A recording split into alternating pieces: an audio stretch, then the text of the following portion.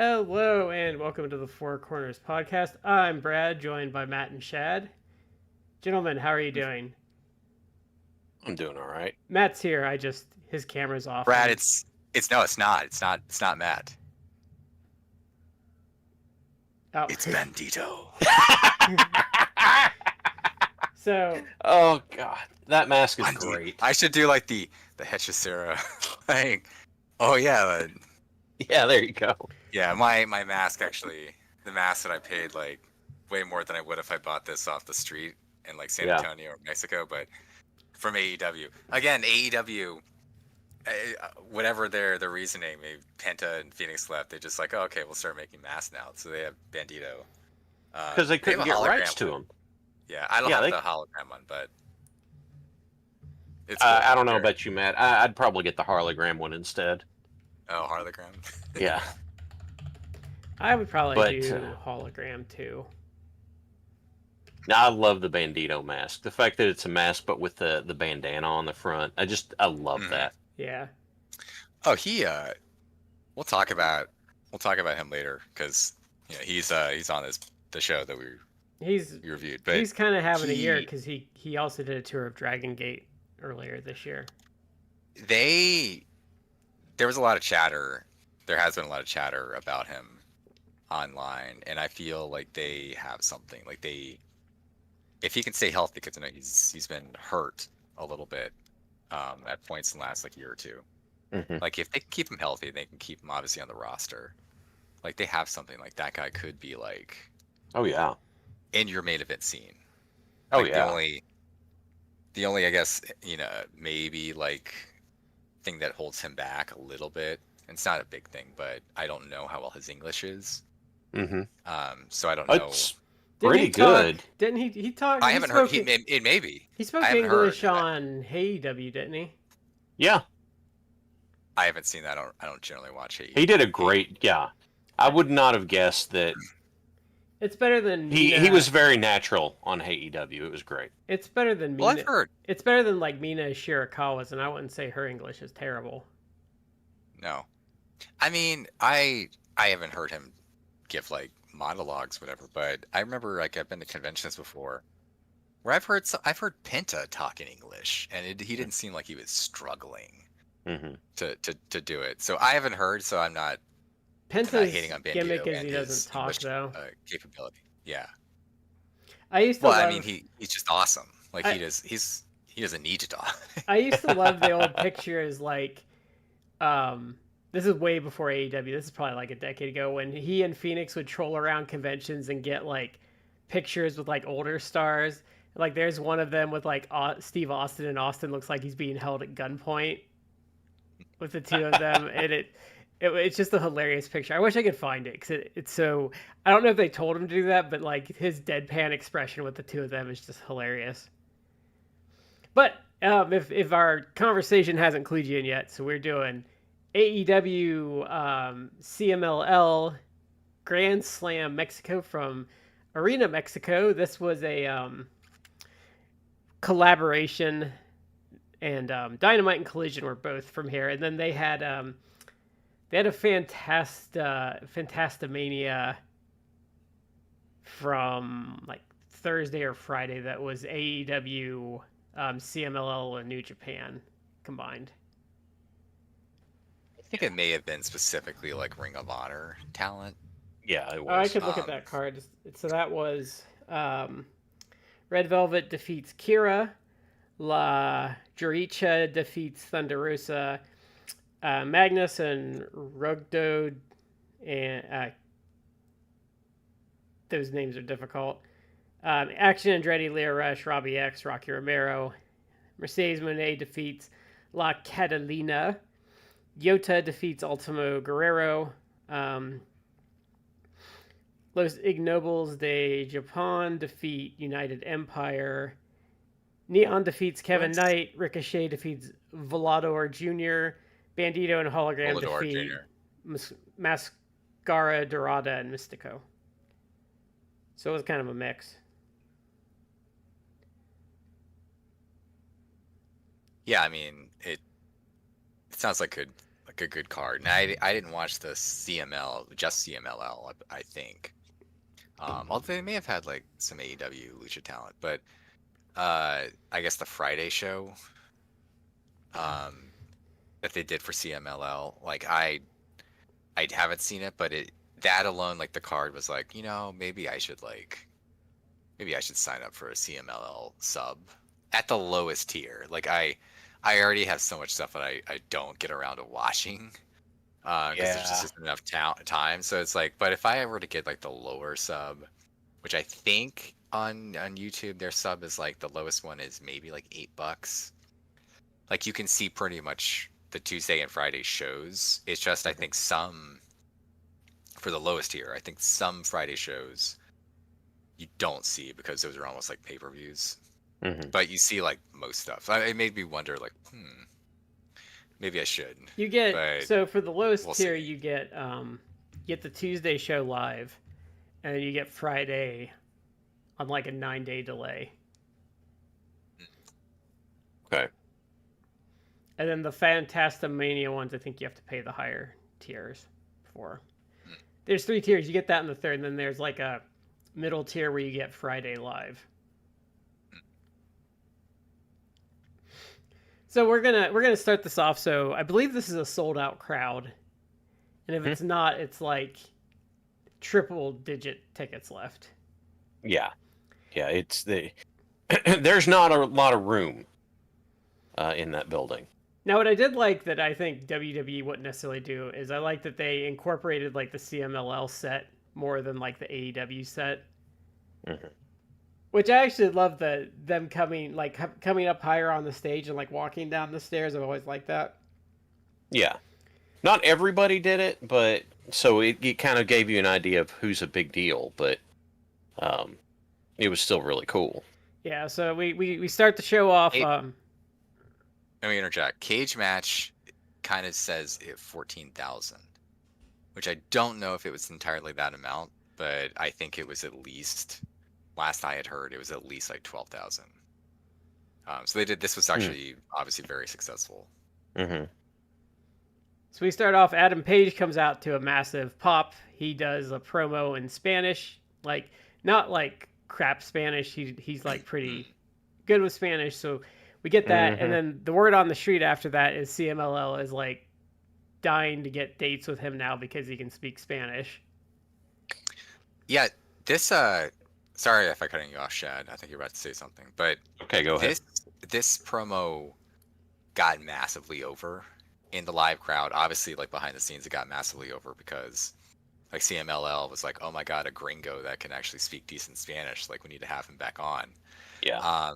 The substance of the actual promo, because it was translated to English, but basically he said, which I'm sure there's some autobiographical truth to this, but because he's from, so I was born and raised in like Northern Virginia. He's from like far, far, far West Virginia, not the state of West Virginia, but in the western part of Virginia. Yeah. For example, so like visually, it's like I'm right up here in Virginia, like just outside of Washington D.C., and like the state's kind of like weirdly shaped, but he's way over here in like the point of the state. Like if I were to get in my car and drive there, I have to drive like the length of the state. I'd probably get there faster than you would. You probably would. I think I even looked up to see like just for giggles. I'm like, because I looked up where he was from. And this is not even like last few days. I mean, just a long time ago when I heard he was from Virginia. I'm like, oh, Virginia. And I think if I got in a car and drove there, it would take me like 4 hours or something silly. Like, meanwhile, if I got in that car and drove 4 hours like north, I'd like almost be in New York. Like I would have crossed like 5 different states already. Yeah. Like he's out there, but I guess the extent of the promo is that growing up, his family owned a tobacco farm. Not uncommon because there's a lot of used to be that Virginia was very big with tobacco farms. I think they probably died down a little bit because smoking is not as in vogue as it was back in the day. But he said that basically every harvesting season, a handful of guys from and he named the part of Mexico. I don't recall exactly where it is, but people from Let Mexico. me see if it's on here. But they traveled, and they were workers. They came and they helped out, and he got to know them, and they taught him some Spanish. And the point of his message was that we all work together. We were from different cultures, but we all worked together, and together we were strong. And to say this got over with the crowd is an understatement, because he's basically part of the other part of it. Towards the end, he's like, thank you for inviting us into your house. Yeah. And let's put on a great show. And that got really well received. It got really well received online. AEW obviously knew that this was something special, because they blasted it in Spanish all over the social media. And there was one other thing about the show that kind of got more news in the actual mainstream media. But Yeah, I know what you're talking about. This did get kind of out there Mm-hmm. with folks, and so this was like a really great promo, and it kind of cemented where I feel like they are going with AEW. It seems, knock on wood, that what they're going with is the redemption of. We're almost complete with the redemption of Hangman, and him hopefully dethroning Moxley and All In Texas. Please, God, do not. And do not we see it is happening. We see major megastar Hangman Page. This fucking angle won't die. Like it's happening, dude. I thought that was Swerve, and then they did not do it. So here's the thing: the Swerve stuff plays into this, because by Swerve being into it, then what that does is that lets him, that helps it play into Hangman's redemption stuff, which we kind of already saw. By the way, Matt, just for it said that they were from Ruiz. I'm going to screw this up. I'm sorry, my hillbilly's not going to let me do it properly. But Ruiz, Nayarit, not sure. That's where they were from. So, it was. And one other thing about that promo I really loved, and I think that really helped, is when he says thank you for having us into your house tonight. He's saying thank you for letting us be guests here. We're not trying to take over. As opposed to, I don't know, maybe another arrangement that happened. Yeah. And the crowd loved it. It was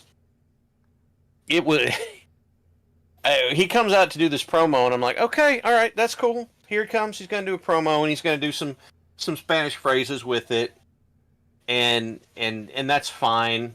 But then he just did the whole thing that way really well. I was like, I don't think that they were remotely expecting that.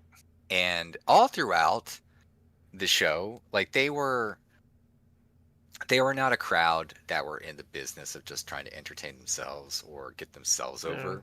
They cheered the they cheered the faces, they booed the heels, they responded to like the big AEW stars. They wasn't just like, let's sit in our hands when all like the white talent comes out, and when it's like the Latin talent, the luchadors and everything, then we'll cheer. They were pretty hot, and they're a pretty good crowd for everyone. There is one thing that they did, which we'll get to in a minute, that I just laughed the whole match. I think I know you're just them relentlessly shitting on everything Atlantis Jr. did. Oh yeah. And I saw some people like confused. It's like, well, why are they? Because Atlantis Jr. is, isn't he ostensibly a face? But I think he's supposed people to like, be. well, why are people hating on him so much? And I saw someone's like, okay, imagine, Dominic Mysterio, but they gave him the Roman Reigns push. And it's like, oh, okay, well that makes sense. He's so hated. But he was doing like, it wasn't like Roman so much like because he was playing into it a bit. Like he would do stuff to agitate too. Yeah, there's going to come a point where if you've got good instincts, you're going to lean into it. Yeah, but I wasn't sure on that context. But like I said, he was definitely, if they're not supposed to boo him, he was, he's like, well, if they're going to boo me, I might as well go with it. So I guess we'll go with that match. Then we get a 14-man tag match. So we have Dax Harwood, Hechicero, Josh Alexander, Takashita, Kyle Fletcher, Lance Archer, Volador Jr. against Adam Cole, who got a big... I love that they did the Adam Cole baby thing. But man, he needs to... We'll get to it. Atlantis Jr., Bandito, Brody King, Daniel Garcia, and Templario. Adam Cole really needs to put some weight on because he really just looks emaciated. He's very fit, but what he's done, he's gone a very Bruce Lee fit. He's done the Becky Lynch thing. He's not like wrestling fit anymore. Well, he's not bulked, but he's very lean. He's very in shape. It's just kind of worked against the size perception of him. And I know it's going to feel like he can't win for losing, because before everybody's like, Adam Cole needs to get his ass in shape, and then he does. Oh, yeah. And he's like, he's too small. It's like, here's the thing. Yeah. If it was... Adam Cole needs a refresher. He needs to change his moveset or something, because it's just been... Nothing has changed. And I know he's got his catchphrase, and you want to keep that and that sort of stuff, but man, please change something up. It's been on national TV the same thing for 14 years now? Please, at least get rid of the Panama Sunrise. I'm begging you, man. Yeah. I've seen some people, I think maybe even you, Brad, kind of indicate like his offense is almost like it's create a wrestler offense, like, and he doesn't have the size or frame to do some of the stuff that he does. It's like it kind of takes me out because I don't feel like you should be doing these sort of things. But he's not like a high flyer, even though he's small. He's not a bad technical worker, but you're also not like going to be viewed as a technical worker in the way that other people are, like a Daniel Garcia. Yeah. And you're right. Like I do feel bad for him because it's like when he came back from injury, it's like, go to the gym, flabby. Well, at least he got the orange tan, like no, the yellow. Jaundice. Yeah, he got the jaundice to go away. He got rid of the jaundice.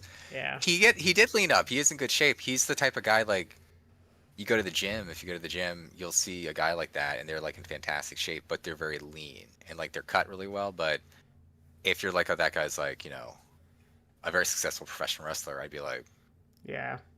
I'd totally believe it. I'd totally believe it, but I would not expect him to work the way Cole does. And he's not big to begin with either. That's the other problem. No. I think that's the other problem with his not having bulk is I've seen him live.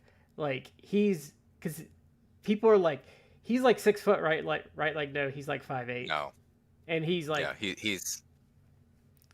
yeah, If I could, I'm sorry, Matt. Go ahead. I don't mean to cut you off. Well, to that point, like many people are not, 6 feet and above. Like I don't know what the average height is, but it's, like he's 5'9" not like, for a man in the United States. Yeah, he's not like too short. He's not Leo Rush. Gresham. Yeah. He's not a Jonathan Gresham, really. But if you're gonna have him in a match, and he potentially is going to be paired up across the ring from, like, for example, Kyle Fletcher, who got himself in amazing shape because he was more lean than like Adam Cole was, but he bulked up and got himself in great shape. He's not like and ridiculous. Kyle Fletcher is legit like 6'4", 6'5". Yeah, he's a tall kid. He's not like, and like Kyle Fletcher's not like gigantic. He's like about your standard wrestler build that you want. Like Kyle Fletcher had a natural build up. It's not like he hit the juice and then you had the Looney Tunes stick your thumb in your mouth and inflate your body. He's not a Brian Cage, and I like Brian Cage. I would say if you were doing like, the Goldilocks thing, he's just about right for what, like the size you would want someone like him to be. So this match had its good points, but then there were like Like, I kind of thought Brody King and Lance Archer were just kind of useless in this match for the most part. They didn't do a whole lot. At one point, I even forgot that Lance Archer Yeah. was in it because he didn't show up for like 10 minutes. Terrifically often, but it's pretty consistent. So, good for him. In the course of the match, I think that King and Archer not doing much was with the intent of not having the big guys overshadow everybody else in the match. Because if you just had them in there and then threw people in, then you'd be like, well, they should just be destroying. They kind of didn't. I kind of feel like the other issue is they didn't fit. Like, they weren't a good fit for what the match was. Which is probably why they didn't do a lot. They weren't really necessary. They could have fit if you had maybe less guys and their role respectively. Like, instead of like 7-on-7, it was maybe like 4-on-4, which I understand not wanting to do it because you had like a smaller. You want to get your talent out there too. Yeah. Well, I think that's also part of it. Like, you want to get a lot of faces and guys that you like. You want them to actually get like a push, or there's a reason to put them on there. Like Lance Archer, is he getting a big sustained push? Well, not really, but he also is part of the Don Callis family, which does get a lot of TV time. So yeah, I can see like you want to put him out there versus just have like Takeshita or Fletcher. But if there was less guys and then you had each of those two guys who were bigger and their job was just like to throw around like the smaller guys, it's like, oh, okay, yeah, I get it. But they just kind of like wrestled each other. Yeah, they were kind of there. Their total time actually like working the match or doing spots. Oh, it had to have been like a couple minutes, maybe. I would say that's generous. I would say they were in there for like maybe like a minute 20 total, because they would just kind of come in, brawl a bit, and then it would kind of move on. But like, yeah, I don't think, and I mean, I know Dax did stuff. Yeah. But like, I don't really remember what he did much of. But I thought this was a solid opener. It wasn't like a traditional lucha match, but they kind of mixed some stuff up. I thought for the most part it meshed well and they worked it smartly.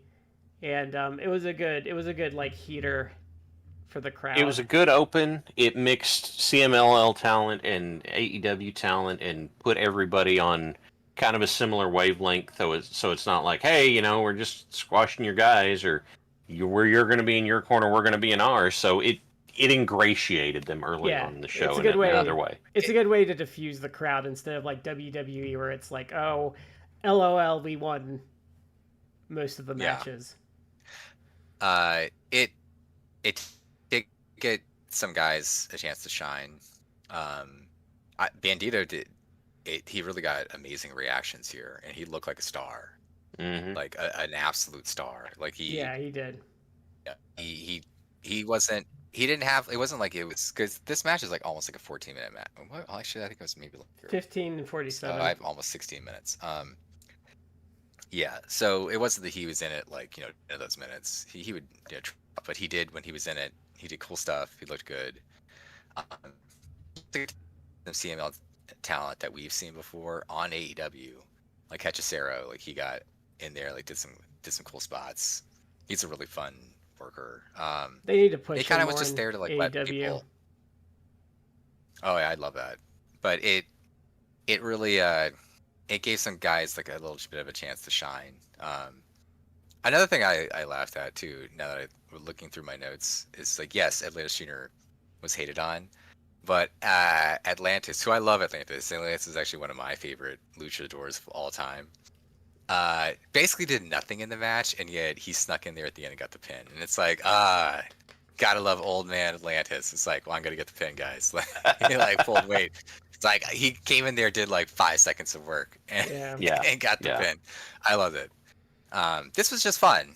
It's I've seen better lucha matches. I'm not even just saying the scope of lucha. I mean, could they have done like a more crazier, high energy opener? Like, yeah, but I did think this was just fun.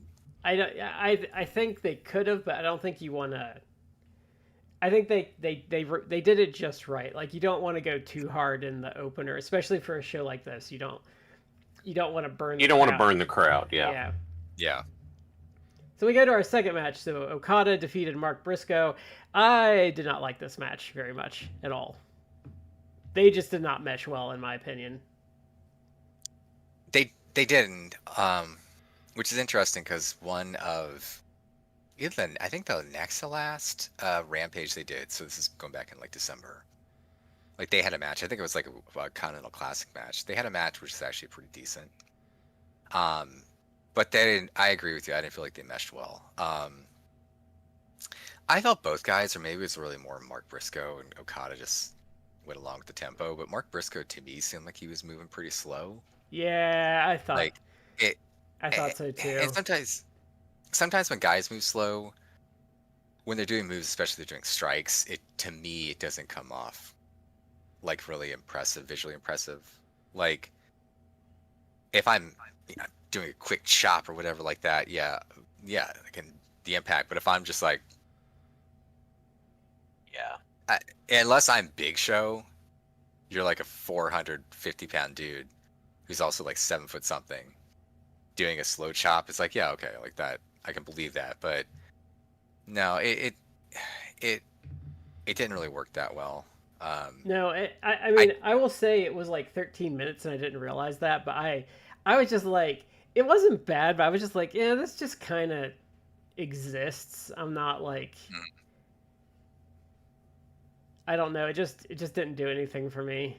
Shad has this look of disappointment on his face. Well, I didn't have a problem with it. I by and large, I thought it was fine. I thought the style clash, because I'd forgotten about the Continental Classic match, but I thought the style clash was kind of part of it. I mean, the point is, you're building Okada to All In. You're keeping Mark Briscoe on TV. Great, go for it. And I liked it fine. Was it the standout of the night? No, but then again, I love Mark Briscoe, so it's very hard to get me to hate on Mark Briscoe. So I didn't have any issues with it. Could it have been better? Sure. I did like the end sequence where Mark kept going for the J Driller and Okada kept getting out of it, and he kept going for the Rainmaker, and Briscoe, he didn't actually get it the first couple times, but then he finally got it. So I thought that the end sequence was pretty good. I didn't hate the match. I can, like I said, I can be like, it didn't necessarily work for me. It was there. It was okay, but it wasn't. It was completely inoffensive. It was like a 2-star match. Yeah, I'd probably go a little more than that, but I'd probably go a little more than that. Maybe 2.5. But it was perfectly fine. I wouldn't have an issue with 2.5. It was a perfectly fine TV match. It was okay. Yeah, and so we're gonna go to our next one. So this is Mystico defeated MJF by DQ. So my one takeaway that I really liked about this match is MJF did different stuff. So I like that, and I like that he worked it very Rudo, and being a Rudo is different than like an American heel. So he went for the mask a lot. He did low blows.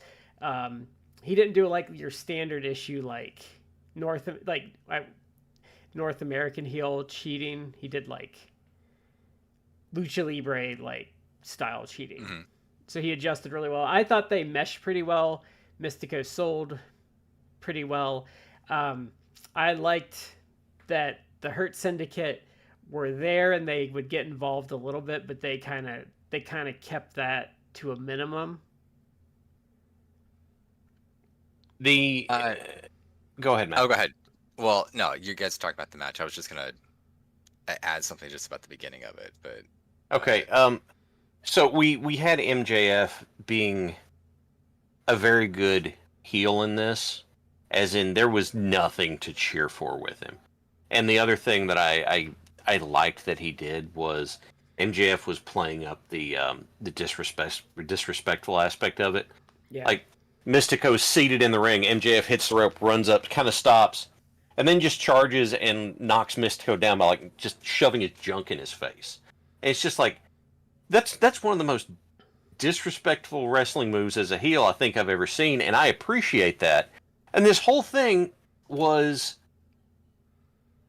like I said, it was really good heel work because there wasn't anything there was nothing cool to cheer for. There was nothing redeeming. It Well, was he did MJF was a prick He did the the entire time. He did the what I liked about it too is so he did the so he wore like a suit that was like the U.S. flag, and usually when someone does the like I'm from a different country, I speak a funny language. I'm doing the Futurama thing. Like usually that's what they do here, but like so the way he did it, he wasn't doing it to be like that. He was doing it to be like I'm being disrespectful to your country and like your culture. Yeah. And so he played that into the match. Like he immediately goes for the mask. He does the things like Shad talked about. So like he took like I would say like a known trope and kind of twisted it around to be different. Like it wasn't what I liked about it from him too is I feel like he's fallen into this trap of he goes for low-hanging fruit too much. And he took that low-hanging fruit, but he had like nuance and subtlety to what he was doing versus just like going straight for the easy stuff. He did that with Hangman also. Like when MJF gets something he sinks his teeth into, he does that. And if he's got something he's just killing time with, he just goes for the easy stuff. Yeah, that's a great way to put it because he does. A crutch, a very valid criticism of him because I think he's incredibly talented. I think he's great in the mic, great underrated in the ring. Like people I know hate on his title reign because of like the Brochacho stuff. That's all that focus on them, and they forget that he had like almost a year-long reign, and he had multiple like amazing matches with multiple different people. I think so he's a good worker. I would say he's a great worker.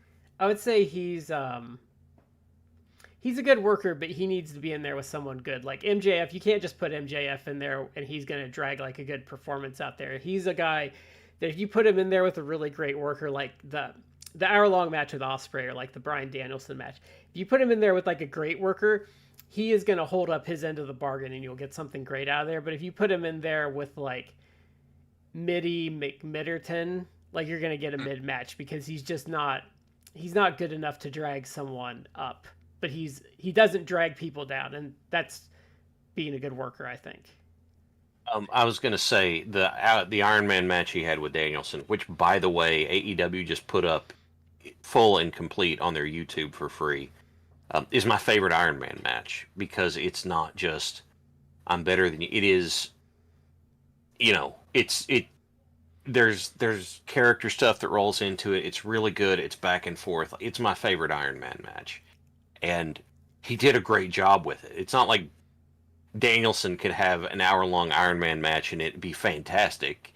It could be good. Danielson could get that out of McMid, sure. But, no, it was great. And so, to Matt's point, yeah, he really can. But he kind of likes to rise to the level of somebody who's really good.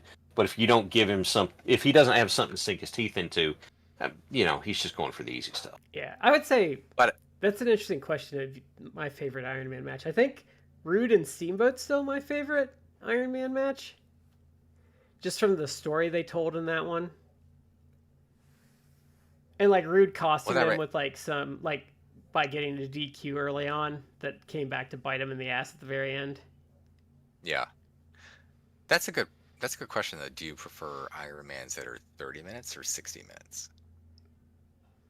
I personally would prefer 30. Yeah, me too. I don't. Okay, I should phrase it differently. If they're good enough to do 60, go for it.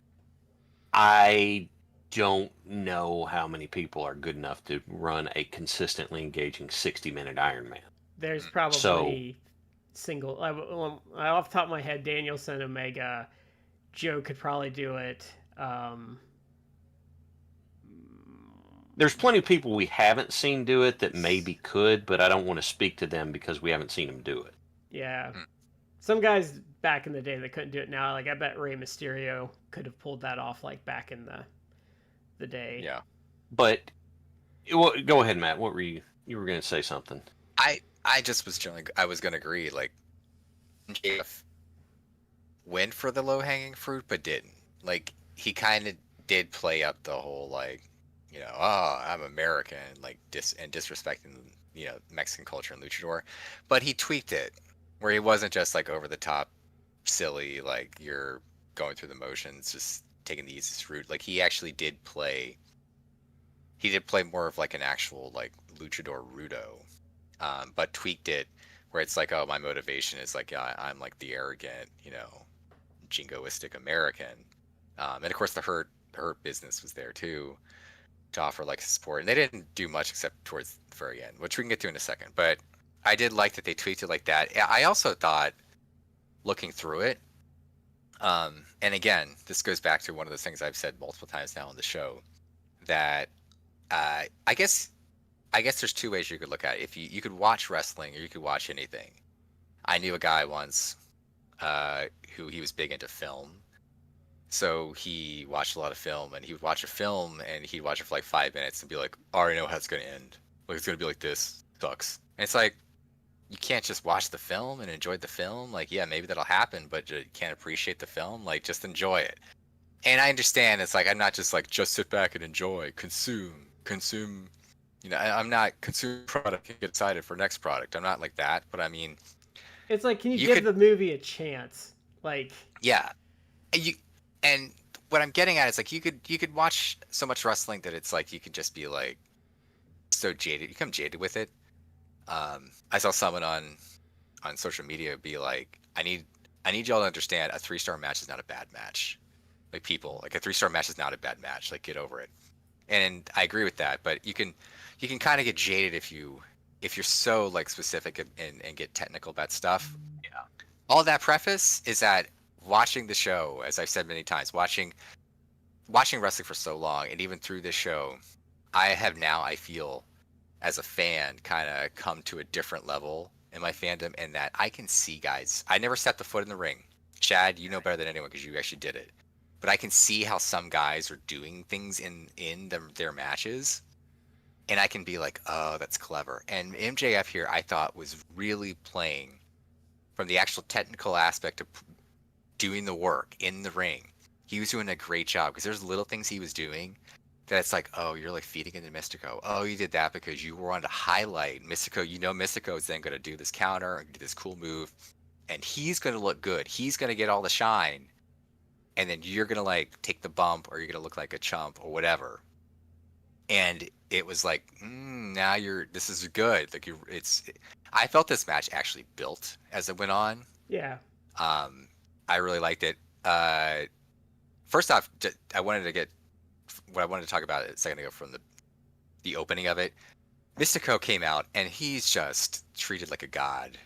I think he's like, what, in his early 40s now, but he is massively over. Well, and he came out. Someone explained the song he came out to was like the equivalent of like Bryan Danielson doing Final Countdown. I don't know the song or the significance of it, but that's what I was told. Muero, which is a theme song he's used before, but that's what I was reading too. Or the same thing, that it's the equivalent of like Bryan Danielson coming out to Final Countdown. People, and that's part of why I guess the people in Arena Mexico just went sort of crazy and everything for it. Sang the whole thing along with it. He's already a massive star. Like, that's not nothing new, but like him coming out, it was like, now Bryan Danielson's coming out to Final Countdown, people going crazy. It just added to him, like, just the star that he is, and made him look good. I thought towards the end, the sequence where MJF goes outside and he gives the tombstone, a dreaded pile driver on Mystico on the outside, and it's like, will Mystico beat the count? And Mystico, you see him just like basically hulk up and then run and do a dive into the ring to beat the count.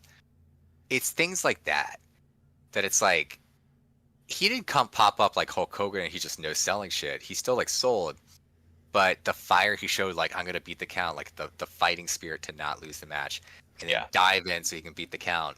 I just thought it was cute that they were pretending like someone was actually going to get counted out in Arena Mexico during a match. I mean, look, it's for the drama. To sell disbelief. Because we've seen some matches. I've seen some matches in my day where I don't think they ever get to the ring other than to make a pin. So, something about this match that I appreciated is, okay, after this happened, I looked at it, I'm like, and I went looking. So it's not from what I understand, if I'm wrong, please correct me, but it's not uncommon for somebody to rip somebody else's mask off. Like losing it and ripping it off is disrespectful and insulting and that sort of stuff. If they catch you, so in like Lucha Libre, if you pull the mask off, like in the context of a match, you get DQ'd. Like that's a DQable offense. Yeah. So, but it's not like it's the first time it's happened to Mystico or anything like that. No, but that's I don't want to say it's cheap heat, but that's a Rudo tactic, especially in like rivalry matches. Like we saw it in the matches we watched a couple weeks ago. It's just like disrespectful. It's a good way to get heat. Yeah. So, yes, MJF threatening to pull the mask off because he did it to was it Gravity? Is that Bandito's brother? He did it to Bandito's brother. I couldn't remember. Yeah. So him threatening to do it here, I'm like, I wonder if he's actually going to do it this time. But here's the thing. Yeah, okay, he did it. And he got so much heat that apparently someone tried to jump him in the hotel, which he's kind of proud of. It's like, okay, cool. Oh, yeah. Well, yeah, that was the story. Is like you're like, oh, you want to like press charges? You're a fan. He's like, no, I love it. Yeah.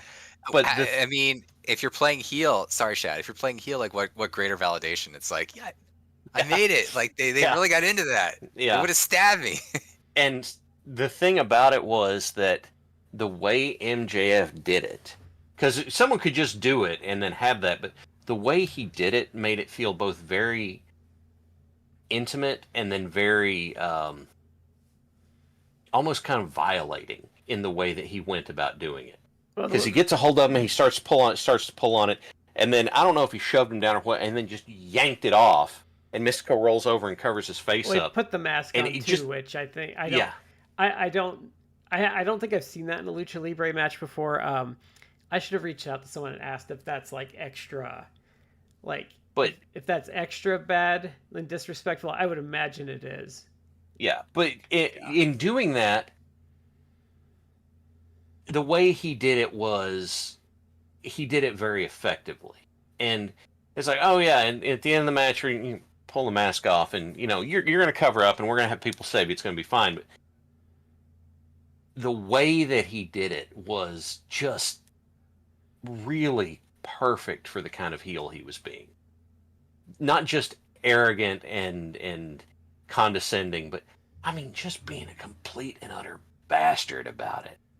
In a way that's insulting, and I was just like, I appreciate that a lot. Like that was really well done.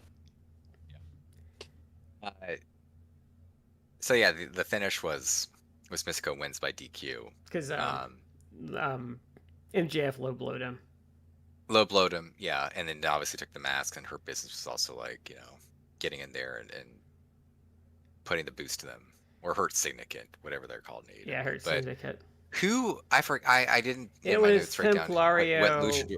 Templario was one of them, and then it was Bandito, Templario, Teton, Kevin Knight, and Speedball. Yeah. Oh, that's right. Speedball came in wearing shoes. He was wearing shoes on the run in. We found it. We caught him. Speedball and Kevin Knight, who were basically formed a tag team called Jet Speed, which is very clever name. Yeah. They seem like they're probably going to challenge the Hurt Syndicate for the tag titles at All In, which I think will be a great match. People have been kind of down on Hurt Syndicate's title run. Yeah, I mean, for different reasons. I do. This Bobby Lashley was an offender of this. This whole wearing your fancy dress shoes with no socks has to end. And the fucking nice pants that like go up like halfway up your calf, like come on. Yeah. Like these aren't capris, dude. Lamb digger. There's some valid criticisms of the Hurt Syndicate's title reign, but I think that they would have a good match with Jet Speed if they do it. I don't mind them because there's some problems. I get the problems like MVP's promo style, but I think why I don't think their reign is that bad is they're a good focal point to develop the division around. And I feel like you're getting these teams like Andrade and Rush, Jet Speed and stuff. You're getting these teams that are kind of developing in the chase because the Hurt Syndicate is like a good is like a good, final boss for Final everyone. boss. So like while I could see why someone has a problem, I think they're overall like a net positive to the tag division because their challengers are interesting, which I think helps. So I can sum up my issue with Hurt Syndicate very easy. 3 things. Number 1, MVP's promo style where he cuts people down and Little Brother's folks that are challenging. It's just like, okay, knock that off. You are killing people trying to kill people before the match even starts. Number 2, I really dislike cool heels because cool heels just ruin stuff. I won't do the whole thing right now. And then number 3, if we could get Lashley and Benjamin to take maybe between the two of them more than this many bumps in a given match, more than 5, that'd be nice, but they don't. No, if they're not, they don't leave their feet very much, which means that they don't look threatened much. And you want your guys to be able to have some hope spots, but how am I supposed to believe the hope spots when they don't go down for hardly anything? I kind of a thought to that. Like, Yeah, I really do believe, and I think since we already saw him on this show, but Kyle Fletcher has really been a revelation to me because in the last like year, 2 years, like he has massively developed as an in-ring worker, And just as an overall talent. he's one of those guys that when they were going to start pushing him as a singles, I was kind of like, I don't know about that. And he's proven me mostly wrong in my initial Oh yeah, hesitation. and he's a guy that they are probably eventually going to put the world title on, and he has the potential to be an absolutely a main event talent. Like he's really developed, and it's been kind of a little bit to my surprise. Not that I didn't think he was talented, but it's also like kind of with you, Brad. It's like this guy, one of the Aussie Open guys, but he's really shown me like no, like this guy is legit.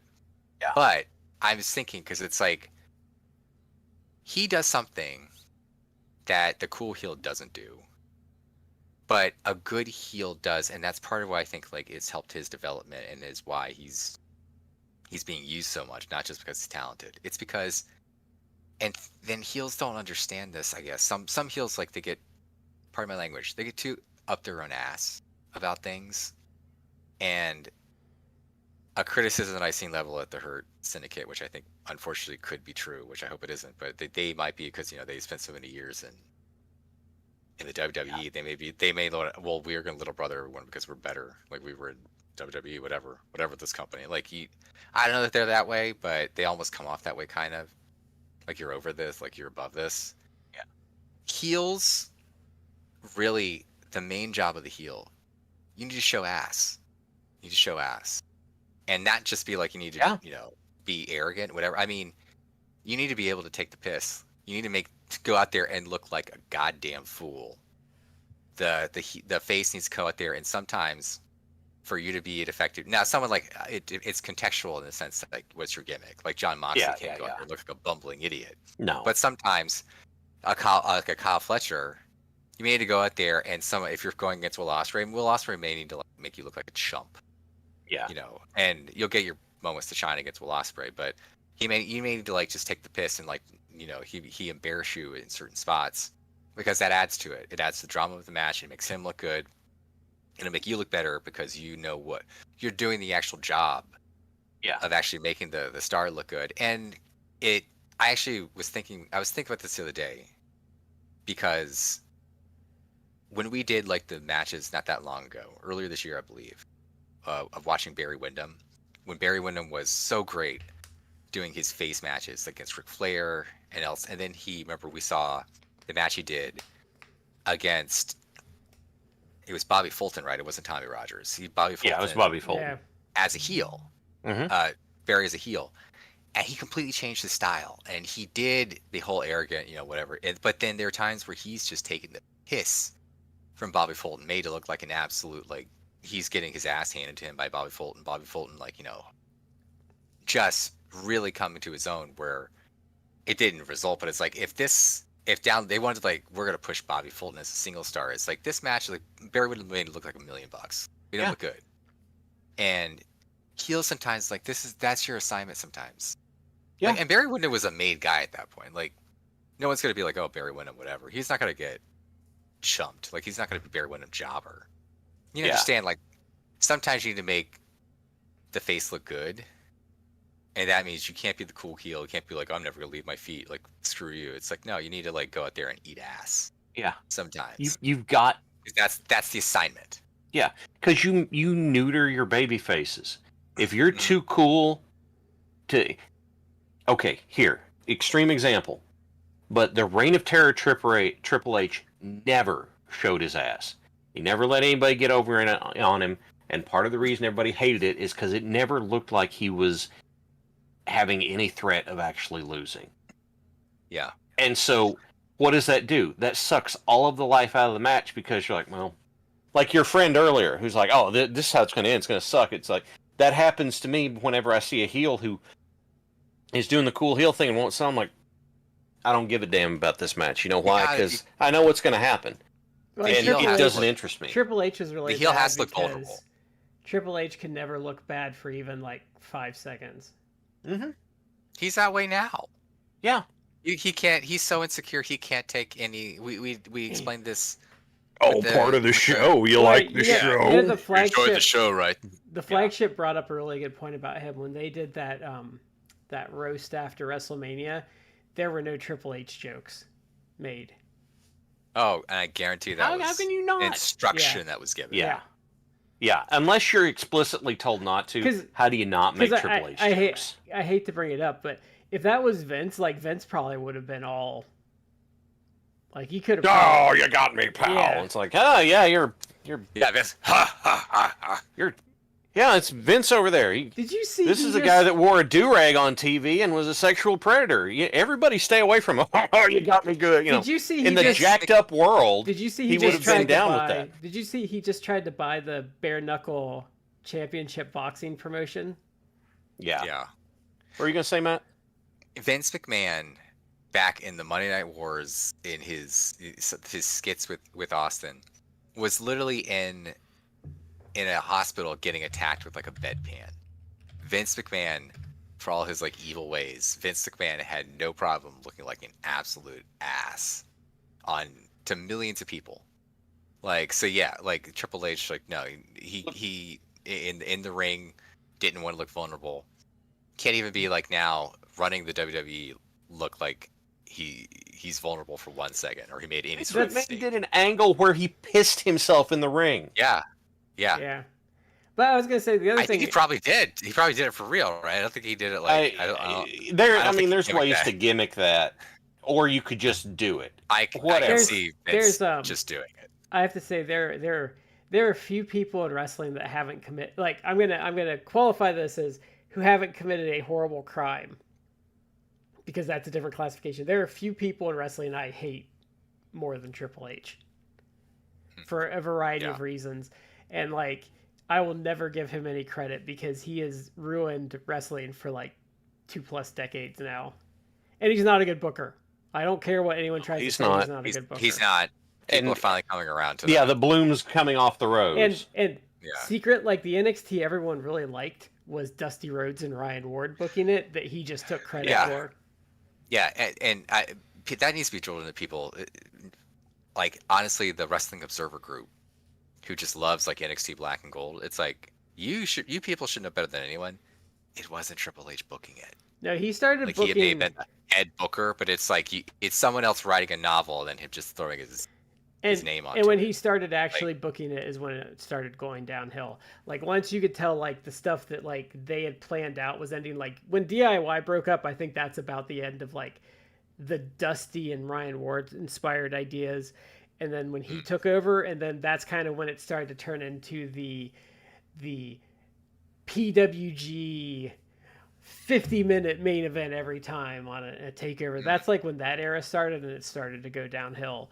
And I mean, the one bit of credit I will give him is I think he's good at he's good at like logic. Like the stuff he does makes sense. The problem with that though is it's boring as fuck and doesn't go anywhere. Yeah. Because he doesn't. Go ahead. Because the thing is, like, Vince might do shit that doesn't make sense, but like Vince had like a flair. Like you're like, oh, this doesn't make sense, but well, it was fun. So like, I mean, whatever. Here's where I'll give Triple H credit, and I'm like Brad. I don't like him at all, but I'll give him credit. Yes, the storylines make sense logically, which for me, that should be the case.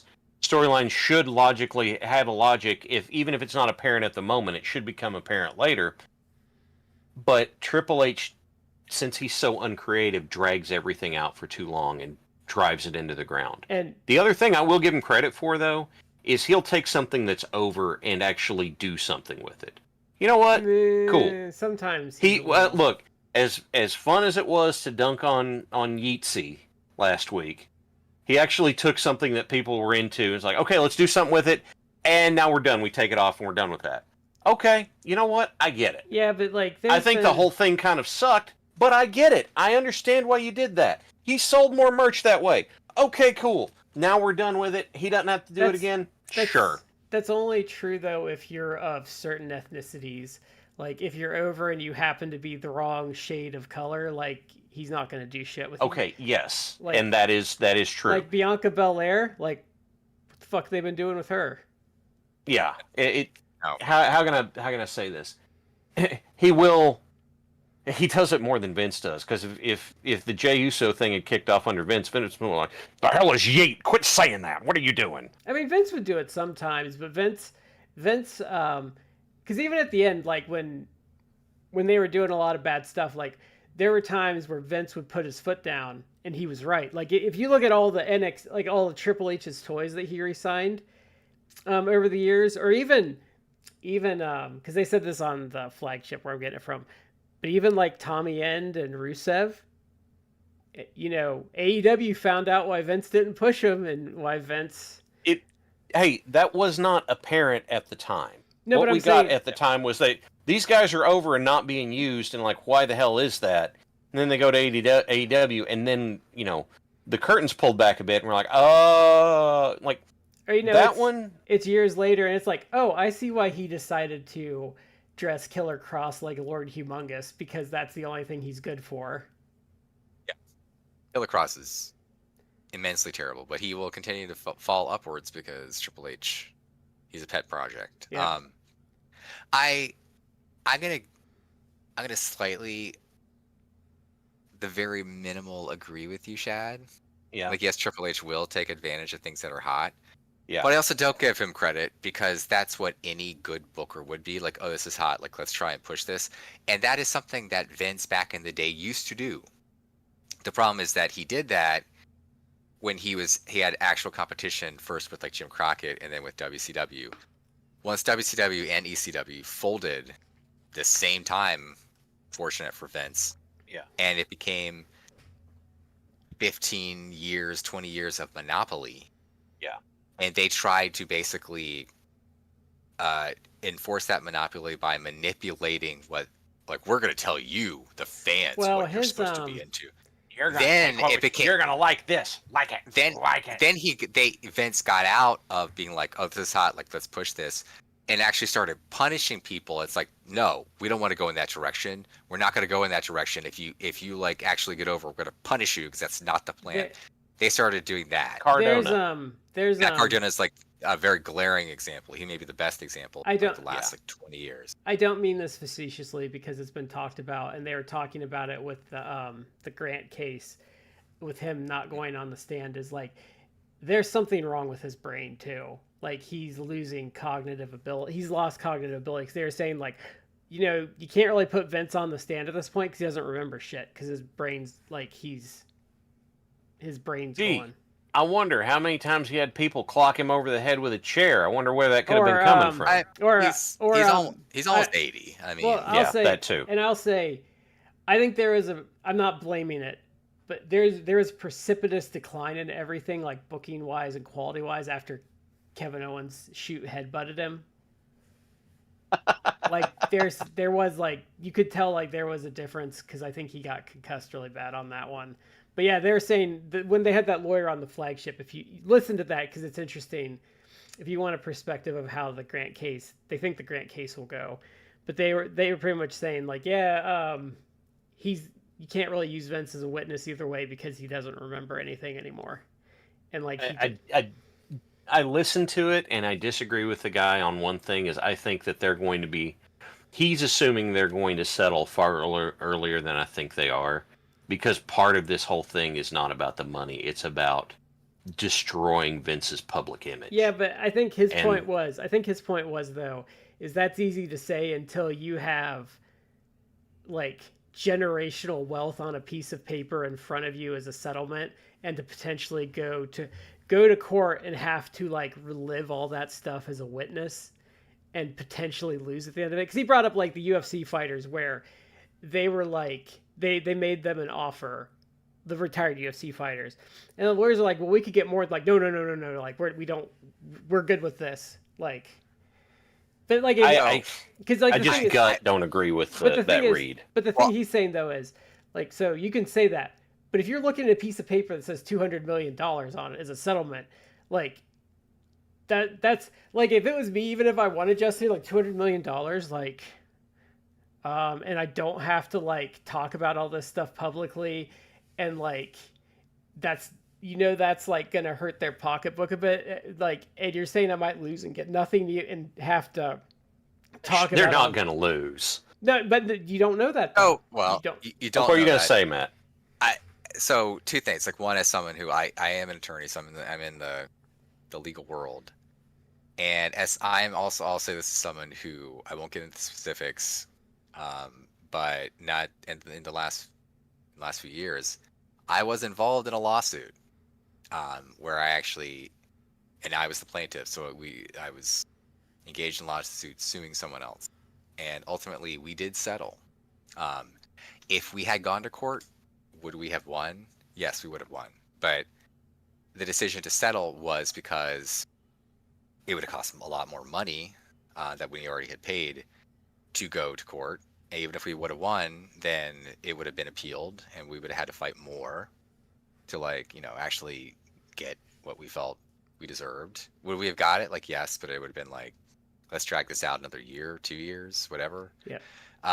And then it was also like, well, you could go and get this award in winning, but is it really going to actually compensate you? Because I don't know if we can actually collect it from the party involved.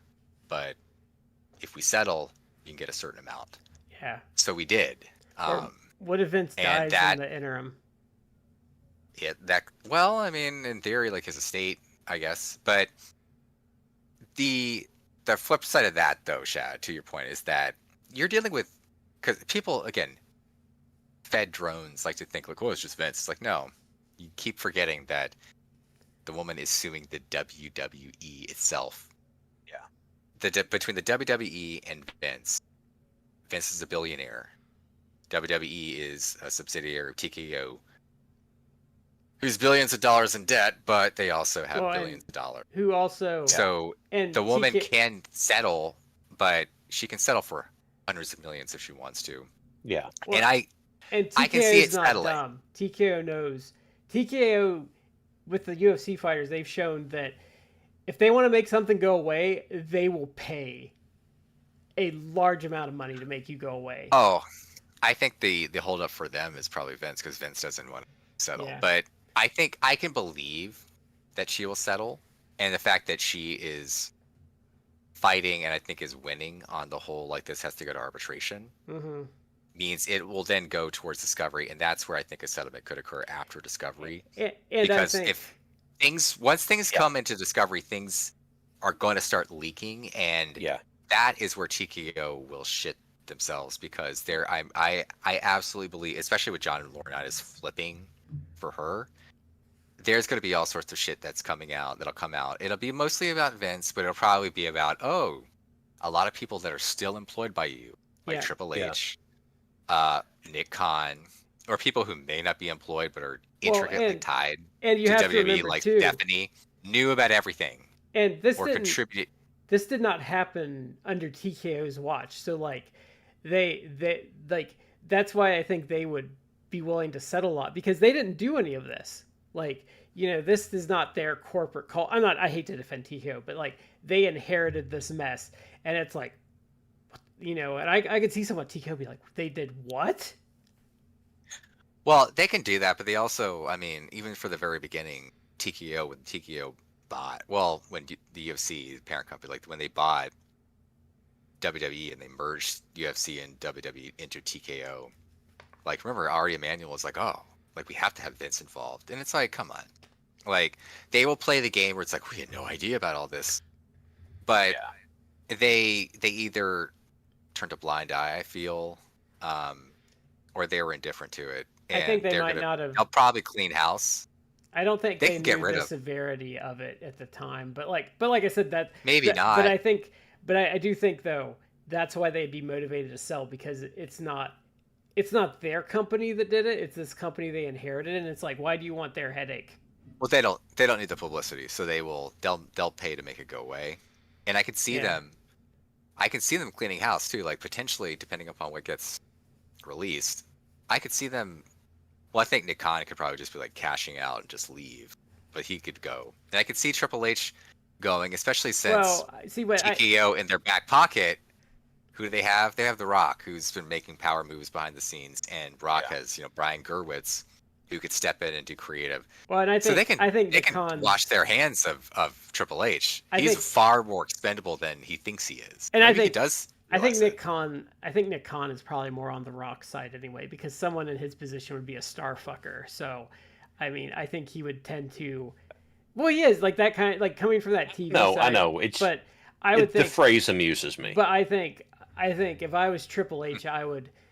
I mean, I think he's Triple H. I could be wrong, but I think he would be the one to fall. And like I think if I was him, the way the Rock thing was handled and the way it got reported would have me nervous, because he got. Because he kind of. Usually he gets by and they blame stuff on Nick Khan or whatever, and this time they are very careful to say like, no, Triple H fucked this up.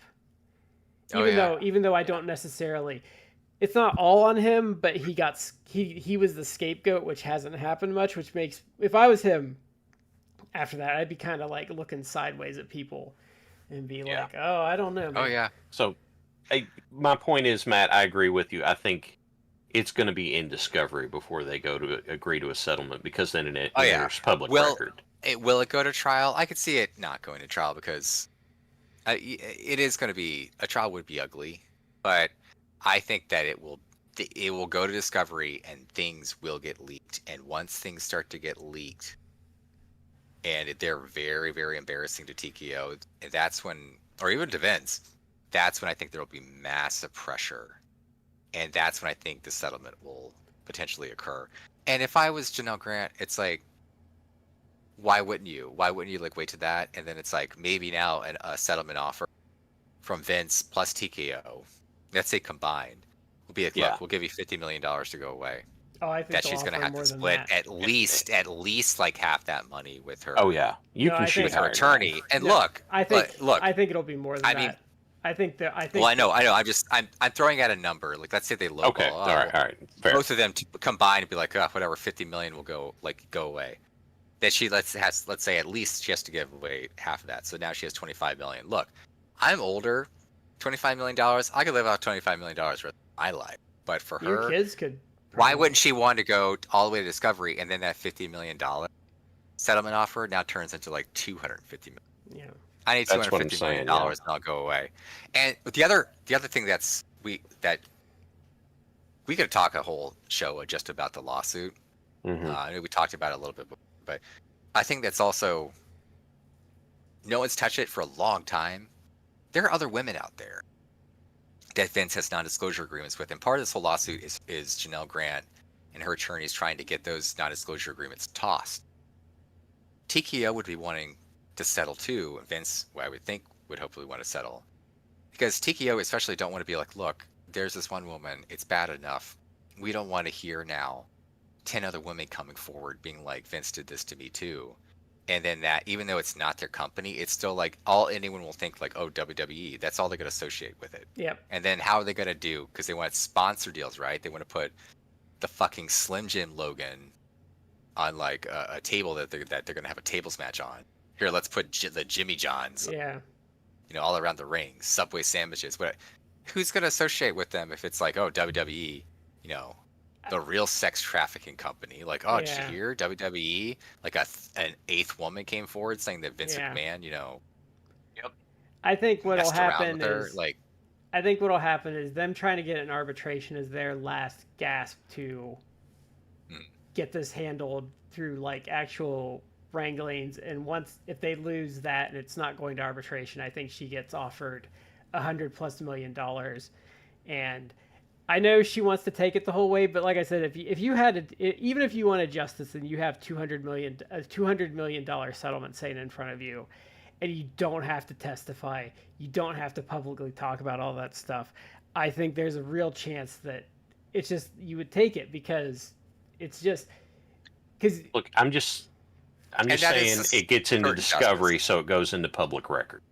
That's what I'm saying. And that sets up, what that does is that sets up opportunities for anybody else who's coming up. And that is a certain amount of justice on her part too. It's like, yeah, she'll get paid for the suffering that she did, but that would be, if I was in her shoes, like that to me would be like justice in a way. Because it's like, do I have to go all the way to trial?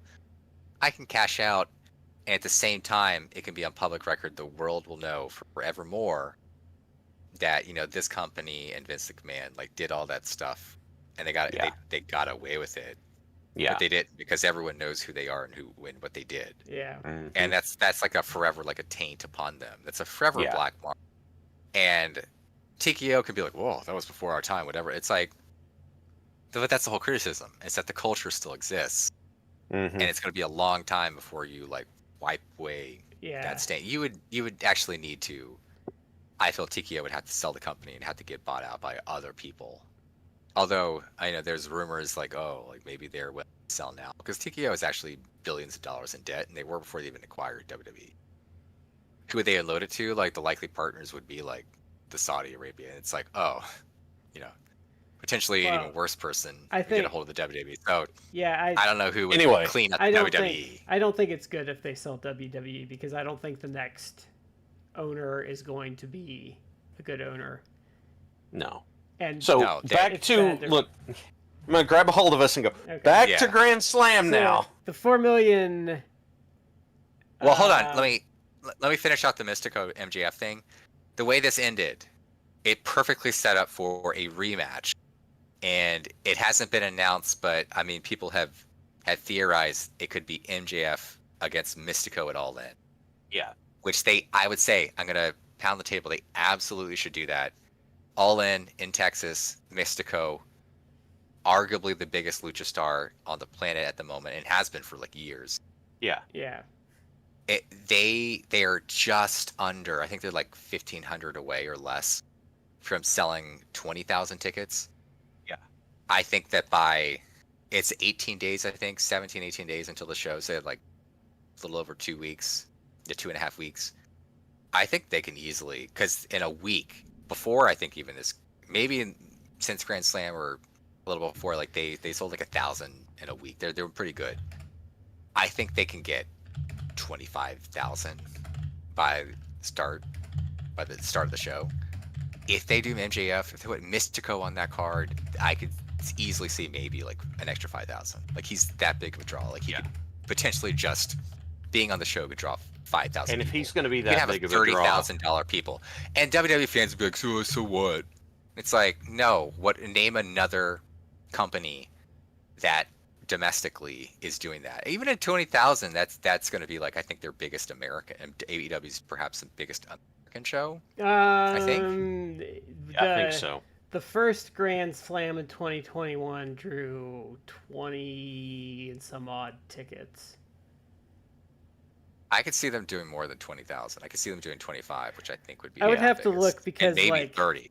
Because like they've already like blown a lot of WCW's records out of the water. Like I think the only ones they really haven't like beat are those like weird shows that don't count, like those weird like New Japan shows, and there's like the old shows that drew like a lot of fans, and then like the Manias. But like, I mean, even 20,000, I don't even think that's like easy for WWE, other than maybe their like hottest eras, and that for like a non-Mania. Mania would obviously, Mania's gonna draw,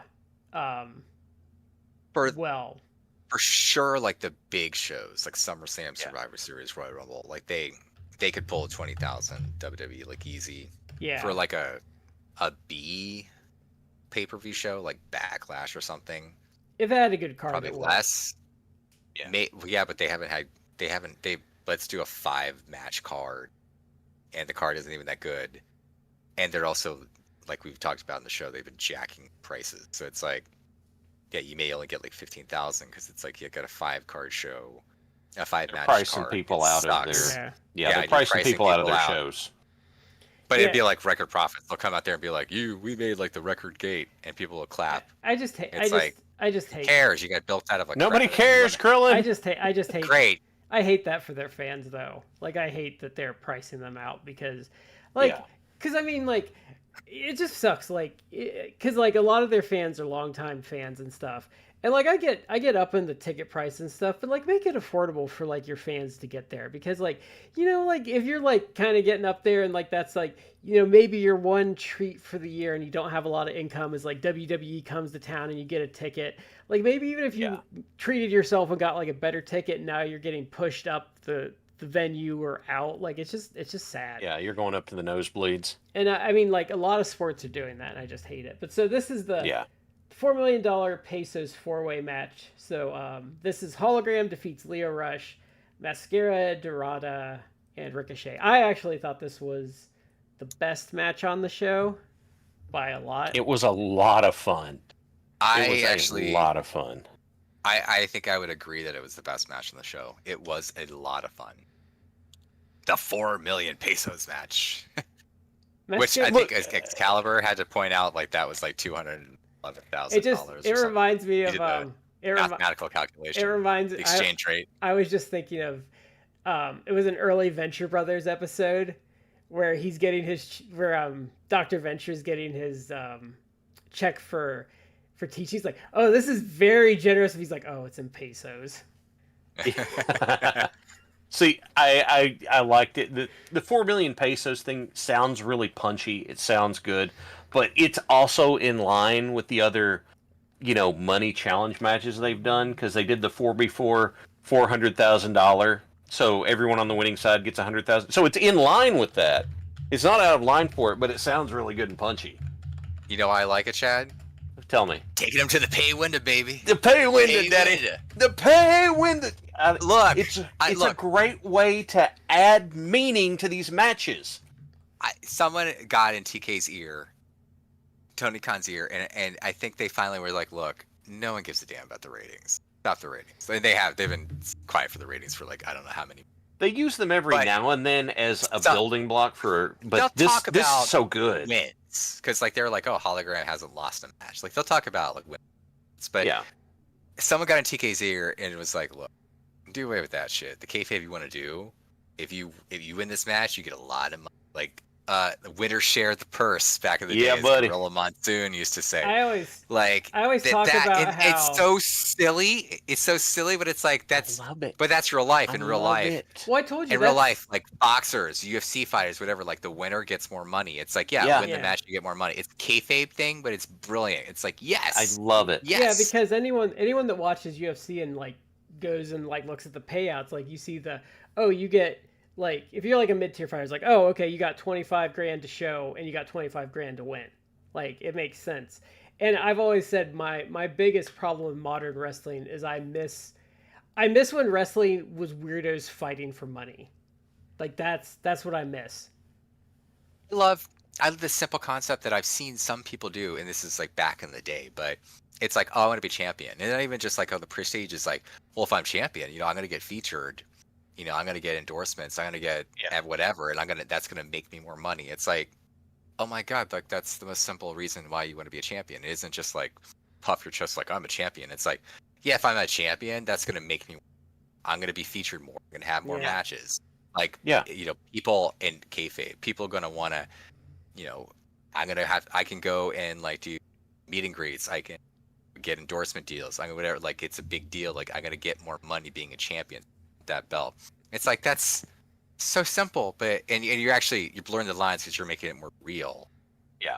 But it's that. Yeah, that's the reason why you should do it. So even something as silly as like a 4 million peso match, it's like, well, yeah, if you'd be like, well, it's actually you're fighting for like $200,000, I'd have been like, $200,000 to win a match? Hell yeah!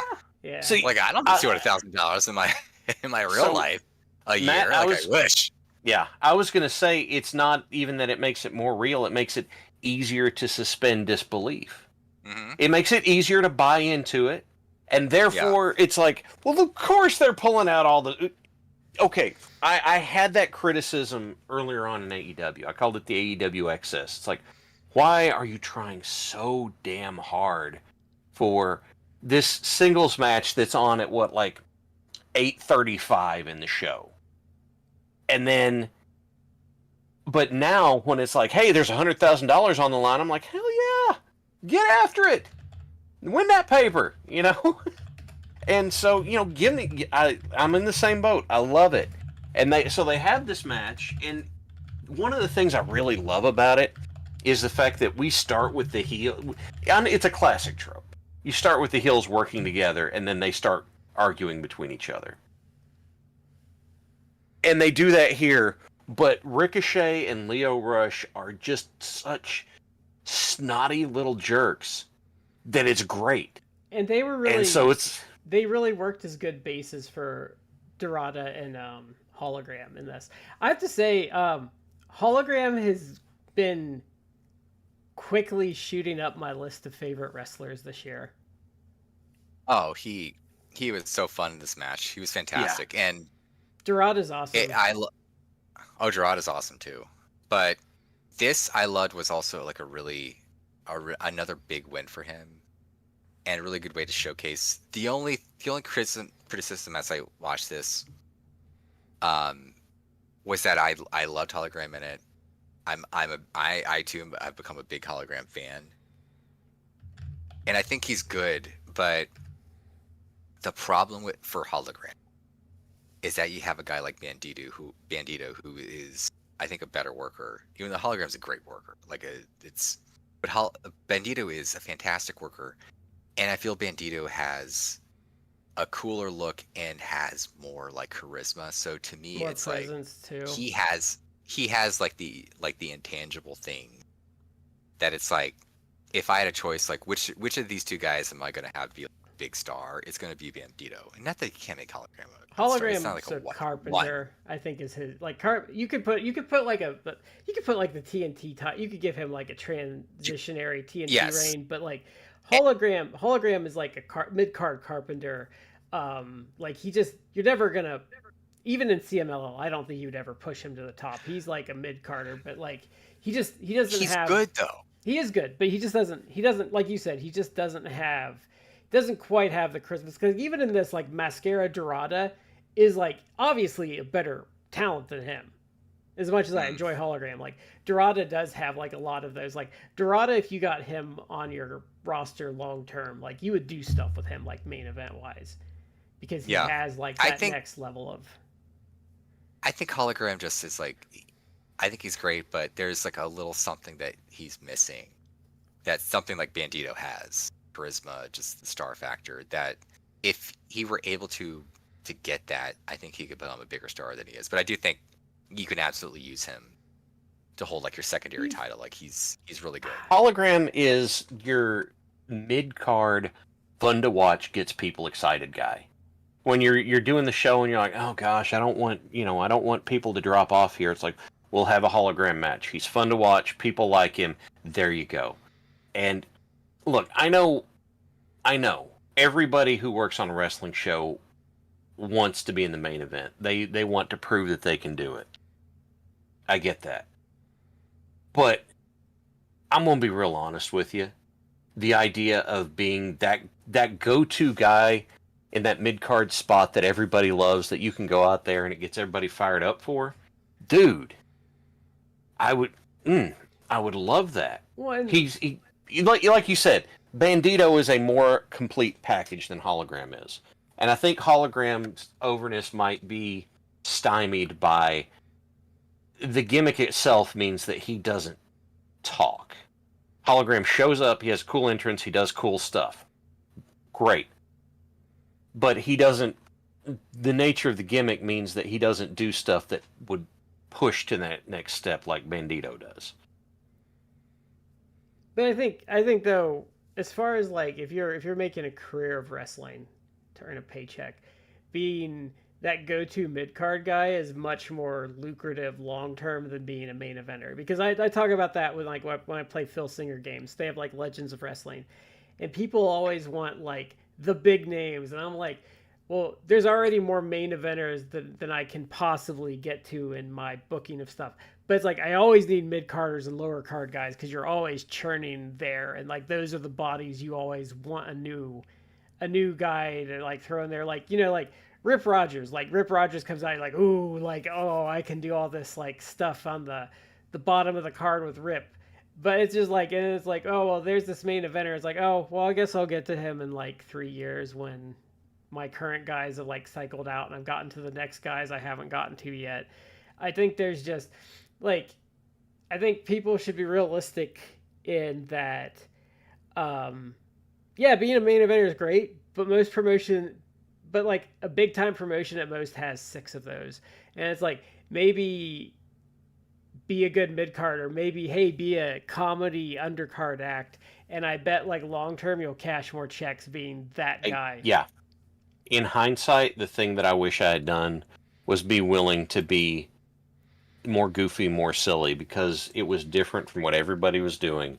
And I could have gone and done the same thing in other places and gotten over with it. Like even, but I just didn't. Everybody was in the serious badass mindset. Like even when Worlds Collide, like who got the most of the foreign talent other than Viking? Okay, I can't talk. Vikingo was Lizard Man got like the most. Mr. Iguana. Yeah, because he was different.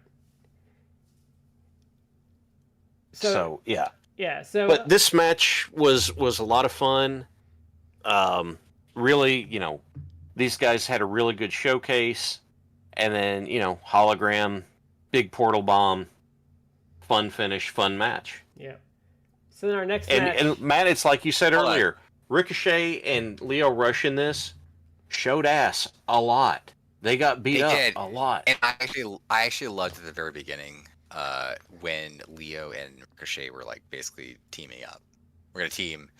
And until the miscommunication, like I thought both of them did a fantastic job. Mm-hmm. Like Ricochet, another thing that I loved about this, and this was like every guy, like, and this is part of why I think I probably did rate, I would probably rate it the highest match of the show. Mm-hmm. Is that like I love that it, much like the multi-man at the very first match, it got to showcase each guy. There was much less people, so you got to showcase them more. Yeah. But what really I thought in it is that each guy is really good at that, just incredible athleticism and explosiveness, and they were able to do shit. Some of the shit that Ricochet or Lio or any of them, but they could do. It's like let me do this incredibly intricate or athletic or acrobatic move from like a dead stop. Like I'm gonna jump up higher than it's like I could get off the. It's like you want me to, I can maybe get a foot up off the floor. Ricochet could like jump up over the top rope and do a flip or something. And it's like, this is fantastic. Everyone did an amazing job, and it really like highlighted their strengths. Yeah. Ricochet has been this year an amazing heel.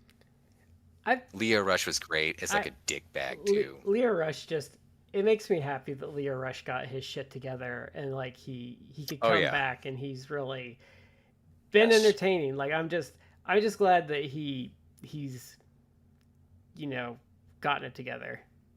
Mm-hmm. Oh yeah, he's a guy who's immensely talented. Yeah, and he's finally showing that, and seems to have yeah. Unlike he has disappeared. He's found a way to showcase it, and he's just being such a good heel. and he's also elevating Andretti in the process. Yeah. It's man, I'm just so thrilled with him. That's a great pairing because Leo Rush, not even that old. Like if I had to look him up, if he's even 30 yet, I'd be surprised. He's just been around but forever. he's a veteran because he's been around like many years, and him. I think I saw him with wrestle Adam Cole in like 2015. Wow. Oh, he's billed from Washington maybe? D.C. I don't know if he's actually from Washington D.C., but I know that he worked out of Maryland Championship Pro Wrestling locally here in the D.C. area. So in Maryland, it's a little further in Maryland. It's probably like an hour and a half drive from Washington D.C. that a lot of those MCW shows did. But he was a mainstay there. Like, so he is a local guy, metro area. Yeah. So I particularly am like very happy that he's pulled it together, and it's just a great worker. And is actually getting to showcase this because he's at the point now that because I think he has matured, like he's focused himself, and he's so talented. If he wants to, and injuries don't affect him, like this is a guy he can continue doing fresh wrestling for another like 15, 20 years. Oh yeah. Let me look it up how old he is. Like, because I don't think he's that old. No, I don't think he is either. It says he's 30. I think that because I remember part of the thing that got him heat in WWE was like, well, you're the young guy. You're supposed to stand here and give people water whenever they come back through the curtain. He's like, why the hell do I need to do that? Because you're the young guy. He goes, yeah, you know how long I've been doing this, right? Like, I'm not a rookie. And they got all pissy about it. I'm like, you know what? Maybe he didn't read the room, but he ain't necessarily wrong either. No, he wasn't wrong, but I think he might have run into, just based on how AEW ended, I think it might have been, you're not wrong, you're just an asshole, I think is what he might have run into. I was talking about WWE. No, I think that might have been what he ran into there. Okay. But like I didn't necessarily disagree with much of what he had to say about stuff like that. Yeah. Obviously the other problem that he ran into in places like WWE is like he's on the smaller side. Yeah. He's very well built, very athletic, but he's like 5.5 feet. I thought he was. He's not 5.5 feet tall. He's like 5'6". Well, no, I said 5.5. That is 5.5. Oh, sorry. I thought you said 5'11". My brain's. Yeah, Brian. I just thought I said 5 feet. No, he's not. Again, God love him, Jonathan. He's not Jonathan Gresham level, but he's a little bit taller. But sorry, my brain's he's smaller, fried. and they're just not gonna. It's been a long ass day. Triple H isn't Triple H isn't gonna push him for one specific reason, but Triple H would never push a guy like him because he's not, 6 foot. I liked him as Lashley's manager. I did like him as Lashley's. He was entertaining. Yeah, he was a good. They were a good match together because like I thought he rounded out Lashley's character. But like the weird thing about Lashley, and I've noticed this in the AEW thing, is he has so much more personality when he's not in like WWE. Because he's not being handcuffed by go out here and say these exact words we gave you. But like even when he's just like standing at ringside, like he's just like him being himself is like entertaining.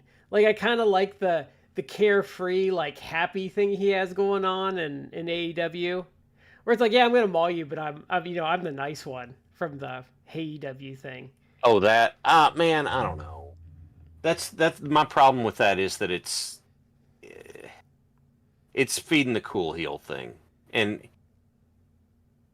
it's a personality though, because there's sometimes I felt like he was a little too boring and well, again, if he's hamstrung by that, and you're supposed to go out there and be like this, and he's like, oh god, but he's got more freedom here. He's probably a lot more relaxed. Yeah. So we have the return of an old friend from long ago on the podcast in this next match. So this is for the CMLL World Women's Title. So Mercedes Moné defeats Zeuxis, who we saw way in the past in the Mae Young Classic. And my first reaction was like, wow, I'm glad to see she's still mid as hell from our first like encounter with her, because she's not good. She's not good. She is, I suppose, better than she was back then, but that's the faintest of praise. But it's Brad. It's like you've moved like 6 inches. Like I'm not saying it's a night and day. It's a little better, little. She just. It's like. So the problem with this match is like Zuxis will do something, and then she kind of like it's kind of like she just stands there trying to figure out the next thing to do, and then stands there trying to figure out the next thing to do, and there's like no flow to anything that she does. Because that one little double underhook pile drivery thing she did to Mercedes looked cool, but like I don't know, I can't remember much else that she did other than kind of like standing around. Top rope Spanish fly. Oh yeah, that's right. Which looked like CM Punk tried to do it kind of. Honestly, it did not look good. She got the full rotation on it. So yeah. But look, this match was one going into it that unfortunately was not going to keep me engaged because I was like, they're not going to have Mercedes lose in the build-up to All In. That's just not going to happen. And my personal theory is they're doing all this belt collector stuff with Mercedes, and when they get to All In, she's going to lose to Tony and have this crisis of confidence and then lose everything that she's won. She's going to drop all these belts that she's accumulated. I did like the Carmen Sandiego get up from. Yeah. Well, where is Tony Storm? Boom, right here. You know. Yeah. And then Tony cut an awesome follow-up promo on it. So, yeah, it's been a good follow-up to the Mariah May thing. I don't think it'll hit the heights of that just because that program was special. You don't get a lot of like it's not a shot at this. You just don't get a lot of programs like Storm May. Like you don't have things like hit to that level often. Storm May was also one that was charted beginning to end. Like we know what the beats are going to be the whole way, and it's this character involved story. Whereas Storm Mercedes for All In is our two biggest women are going to fight over our women's world title. That's not bad, but you can't try and pull off these epic feuds all the time or they're going to lose meaning. Yeah. So, no hate for it. It's but there's just a difference between what these feuds are. Yeah. Okay, so that is our main event. Okay, so this is a 10-man. So this is John Moxley, Wheeler Yuta, the Beast Immortos, Attorney at Law, the Young Bucks, and they defeat Shibata, Powerhouse Hobbs, Samoa Joe, Swerve Strickland, and Will Ospreay. I did like Prince Nana's tribute to La Parka. It was a dance, right? No, he had the bone outfit on. Oh, you're right. You got to forgive me. I forget things. I've been hitting the head. The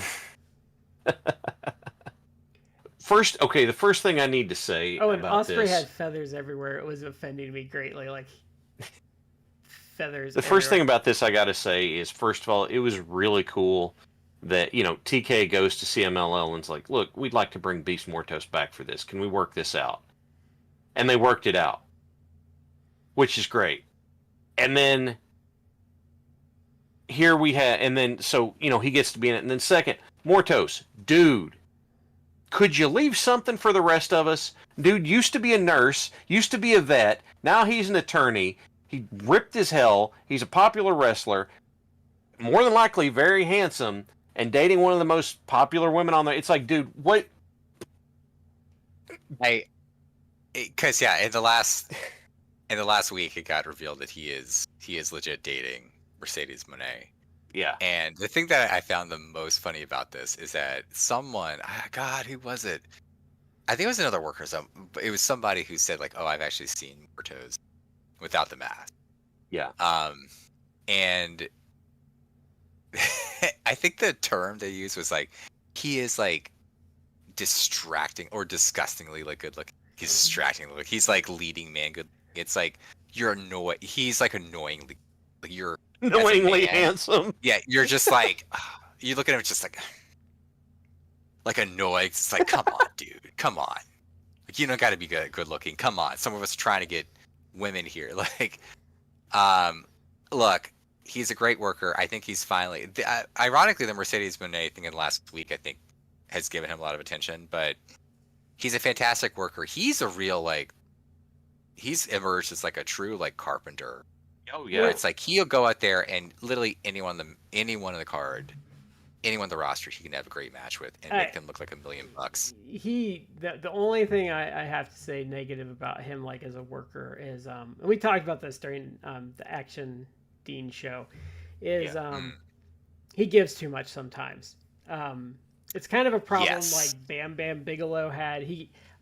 There are times where he's supposed to just squash a guy, and it's like, look, you can give the guy stuff, but like don't have like the jobber take you off your feet.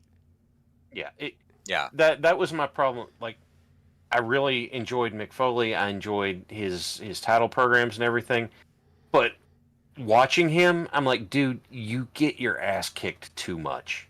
You need to be giving it back more.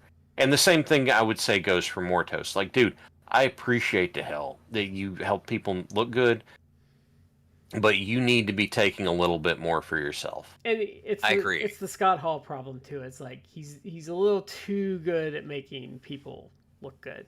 Yeah. Well, yeah. Well, and I think Terry Funk warned Scott Hall off of that one. I think the other problem with him though is like as a booker is like you don't feel the need to protect him either because like he looks so cool. Like he'll get his heat back because he just looks too cool.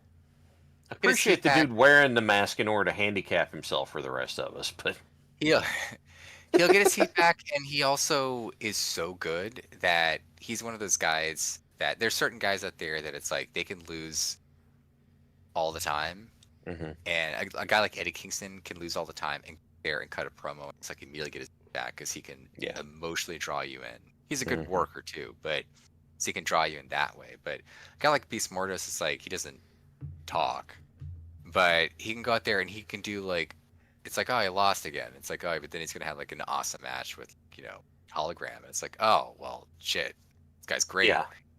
He's gonna wind up. He is a carpenter, and I know like the knock on carpenters is like, well, they'll just use you to get other guys over. They'll never give you the star. But it's like he's working himself into a situation where he's gonna become. He kind of already is starting that way, but he's gonna become so popular with fans that even if they never you're pushed as like the big star, he's always gonna be like he's beloved. So it's like people are always gonna be behind him. They're gonna want to see him. He's gonna get booked. Like he may get a title run of some sort down the road, but he's always gonna be like, I want to use you because they love you. The thing with a carpenter though is like part of being a carpenter is people always need you for your services. Yeah. Here's the thing. Yeah. I think that Tony Khan rewards people who are willing to be carpenters because how many times did Swerve lose on the way to that program with Hangman? He didn't have a problem with it. He did it all the time. I think I stumbled across a quote yesterday. He said, I don't care if I lose. You know what happens if I lose a match? I was on TV, so I get more time to use it. And I think that TK appreciates people who will do business, and then that means he's more willing to trust them and do more stuff with them down the line. Well, remember what Sting said, Chad. It's like it's not about losing; it's how you lose. Yeah, and you could if you lose in the right way, it's like it actually get you over more. And Sting didn't have any problems like losing at points in his career. Sometimes he shouldn't have lost, but became one of the biggest stars. Swerve is a guy. He understood. I think he understood. It's like I can gain more by losing some time. I can lose this feud. Like I can show like I'll eat the pin and be fine. And he did get rewarded for that. Swerve's a different situation though, because Swerve has proven both in ring and his charisma, his work ability, his promo ability. Like he's a guy that when I saw him actually doing like media stuff, that's when it really connected to me with Swerve, and I'm like, oh, you could potentially be a franchise guy. And he's either there or getting up there to where the fact that and I said this before, but the fact that they signed that Tony Khan 6 months ago probably signed or a little over signed him to like a 5-year deal. It's like that's a brilliant move.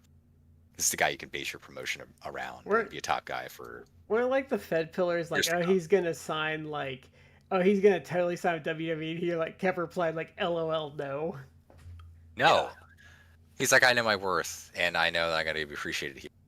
He did. I'm Well, sure Tony Khan paid him. What was that one tweet? Paid him big When are you bucks. gonna go back and reform Hit Row? Never.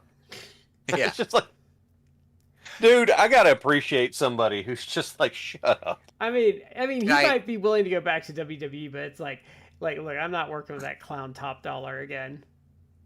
Oh yeah. Can I have one more thing about Beast Mordos? It came out. He did a post on Instagram. I think like social media, last like day or two.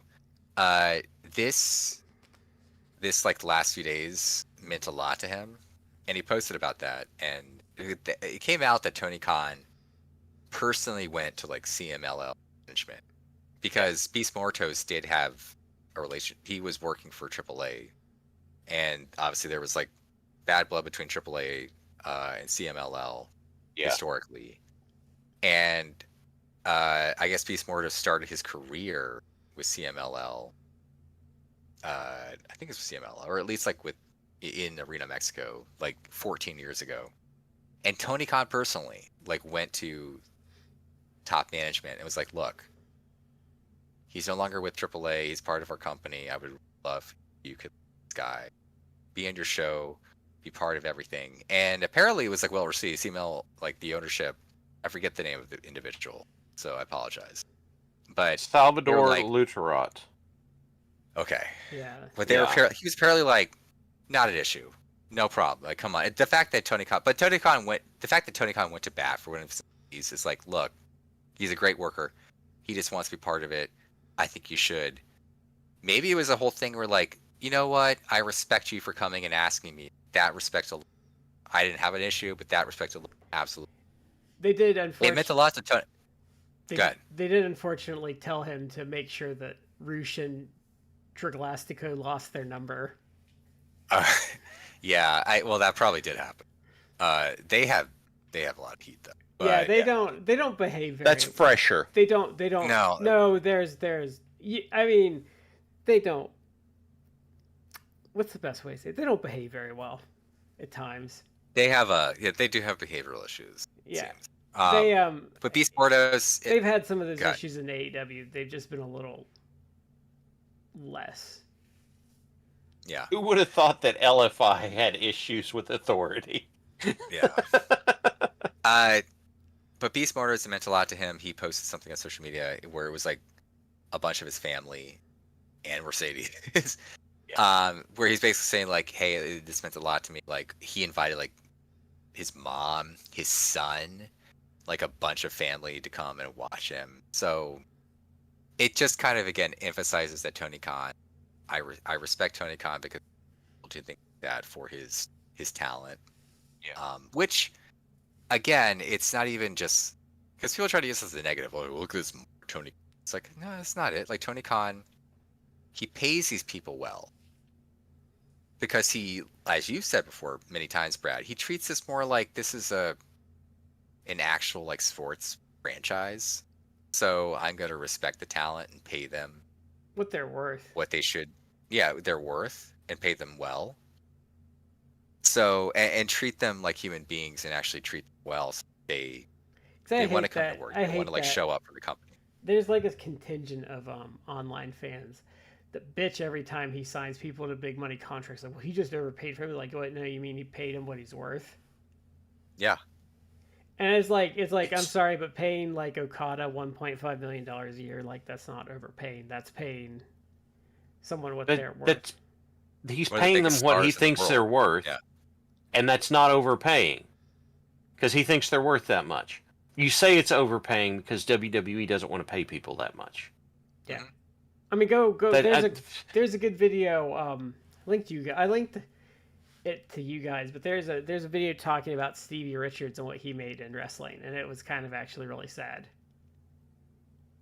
I haven't watched it because I've soured on him. But he pretty much he said his best year was with the right to censor, and he made like 175,000.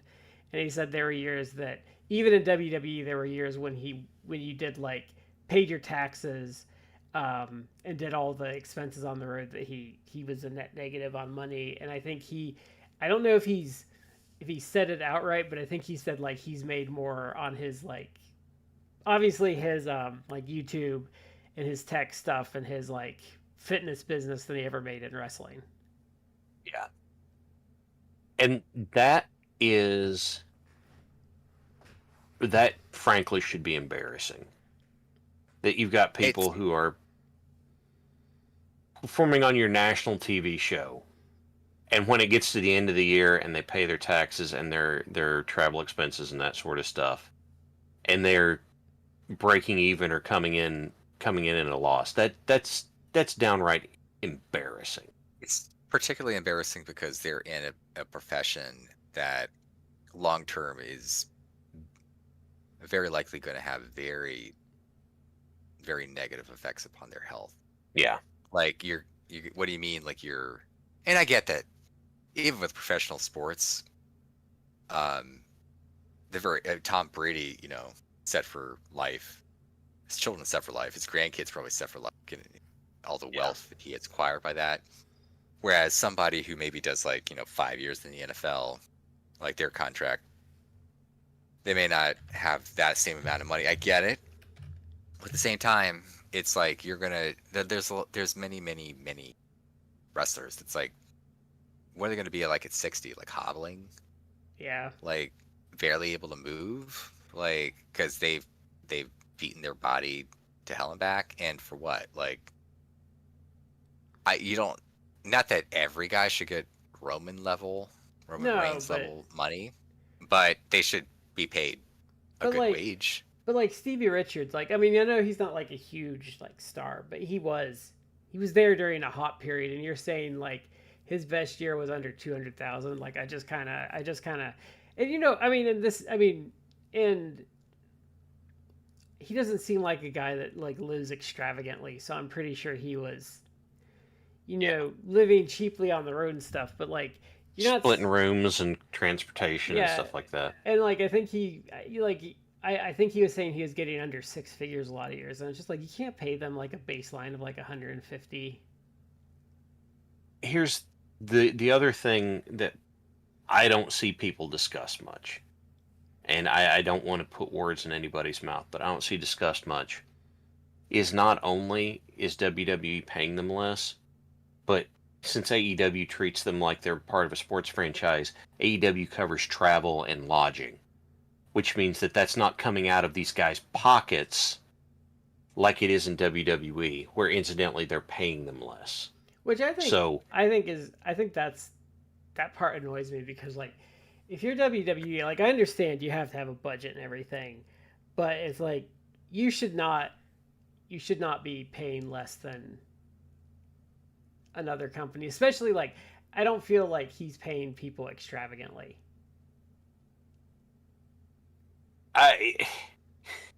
It just if you want to say that we pay more for people at the higher end, but we've got a bigger disparity because whatever, then at the very least, these independent contractors should be you should be handling their transportation and their lodging, because that is necessary for them to do this damn job for you, and just do it. Don't tell me you don't have the money. You crow about how much, how great things are every year, for God's sake.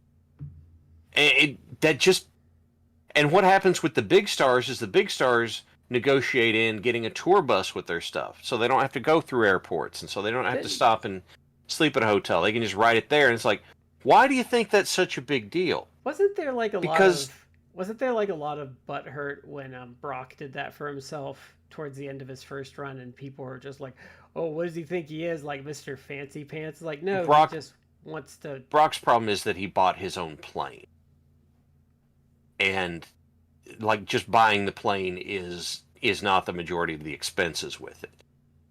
If he, the first person that I can remember that had a tour bus that wasn't a gimmick like the Lex Express was Big Show. And That was yeah, a size thing, though, wasn't it, with him? yeah, that was my understanding, is that it was a size thing, and it was damn near impossible for him to travel any other way. But the fact that that's something that they're having to negotiate in now, to say, no, I'm a big guy, I want a tour bus, and then that way I don't have to deal with all this other stuff. They're having to negotiate the top guys are having to negotiate the company covering their travel stuff. Yeah. This is a problem. Whereas Tony Khan's like, yeah. What was the deal with the I can't remember the name of the two guys, but they were used to be Dalton Castle's boys. The boys. And they were like, well, we didn't want to fly out of this one. We wanted to fly out of this one. And it's like, he's paying your damn transportation. They wanted that. They were complaining because they wanted them to drive 3 hours because the tickets were cheaper out of like Nashville or something. And I think it was a direct flight instead of a stopover flight too. I think that's right. Yeah, but I get that. That can be annoying, but it's also like, do you not look? You're not main event talent. You to be pulling like, how dare they? Yeah, you're barely on the card talent. Yeah, you're not. Yeah, you're like, you're the sidekicks for a guy who I like. I love Dalton Castle, but it's like Dalton Castle is mid card at best, and you're like his supporting acts. Have they even gotten any bookings where do you since think they got fired? What? I haven't heard anything. Have they even but that gotten doesn't mean bookings much. since they got fired? Like, I feel like that happened and they dropped off the face of the earth. Like, and no one gives a crap about. Like, no one is even like bothered to try to book them. Who's gonna book them after them throwing that kind of hissy fit? It's like they were wearing masks all the time, so they can't cash in on them being recognizable. What are you going to do? It's like, oh, these were the two guys who were the boys for Dalton Castle, and everybody's going to be like, well, I mean, they're good. They're good workers. I thought they rotated who that was. Yeah. I thought they were good workers, but yeah, it's interesting that they didn't get booked again. So, but yeah, the main event was fine. I did not. It was not a bad match. It was a good match. It was just the Death Rider stuff just does not work well with me. And I'm kind of, I mean, I have to say this, I'm kind of over the Bucks too.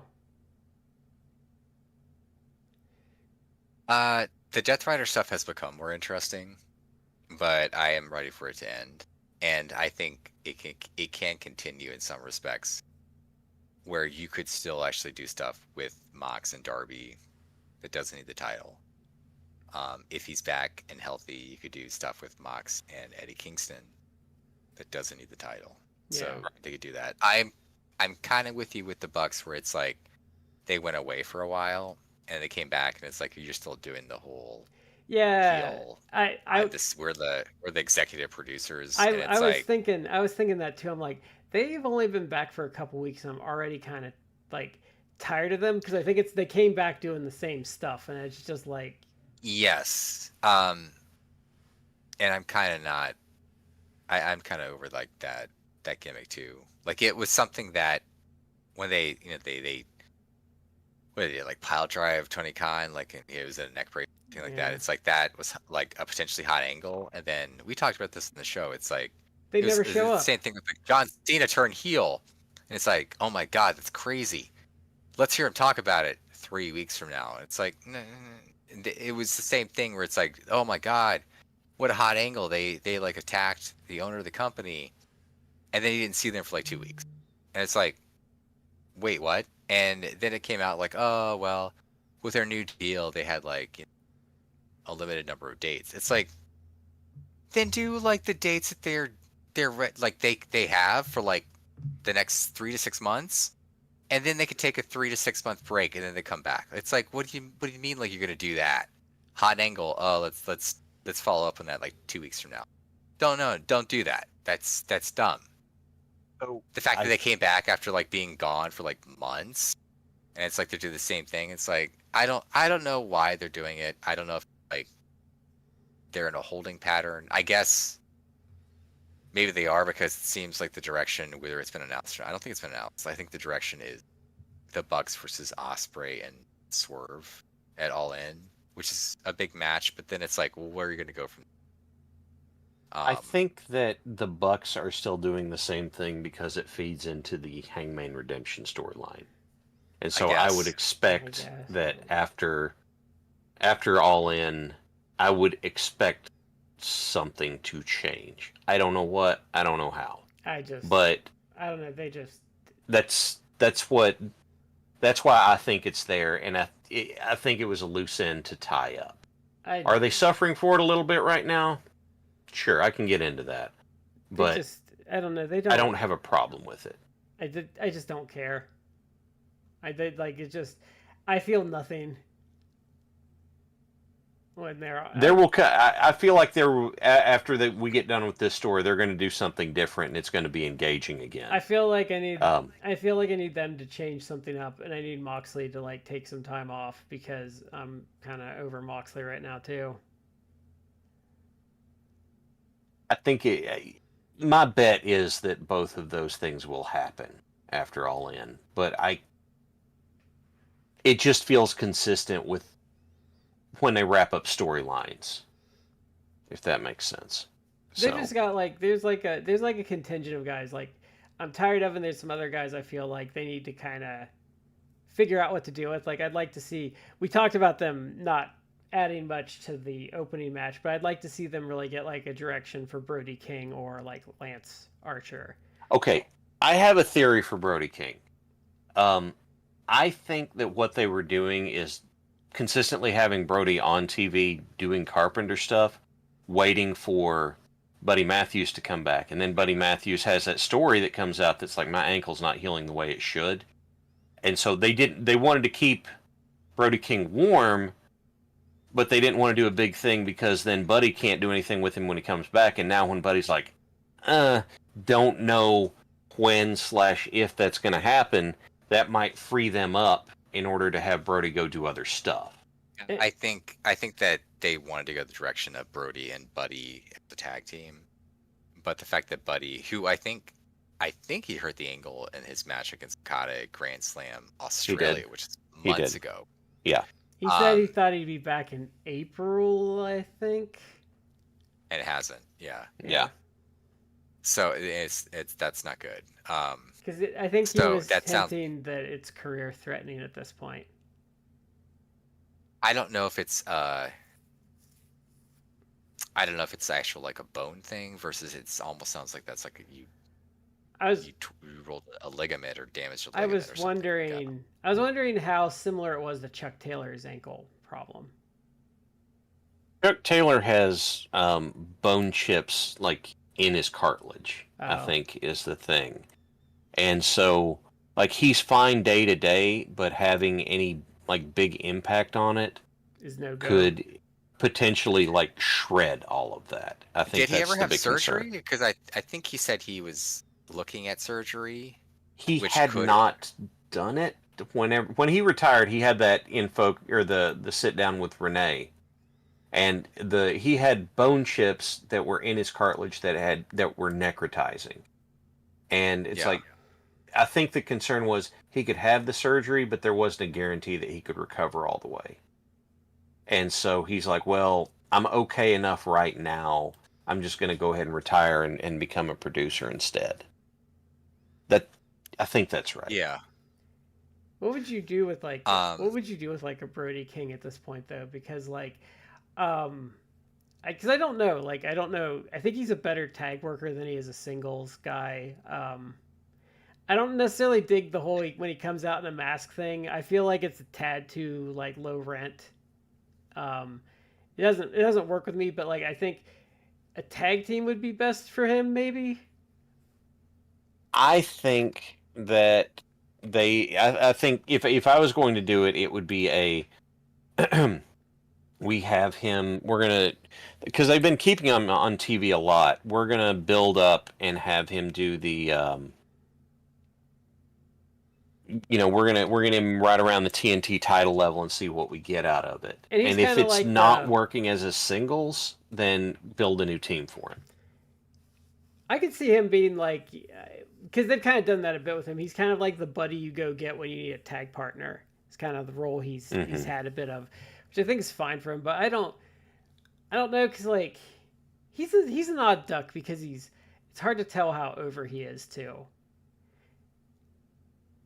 I think he's pretty over. Because like Lance has a lot going for him as far as being over, but again, Lance is in that position of, I don't know where you put, like, because I think he's losing a little too much right now. I think he could be a little bit better, but I don't think I would push Lance much above mid card.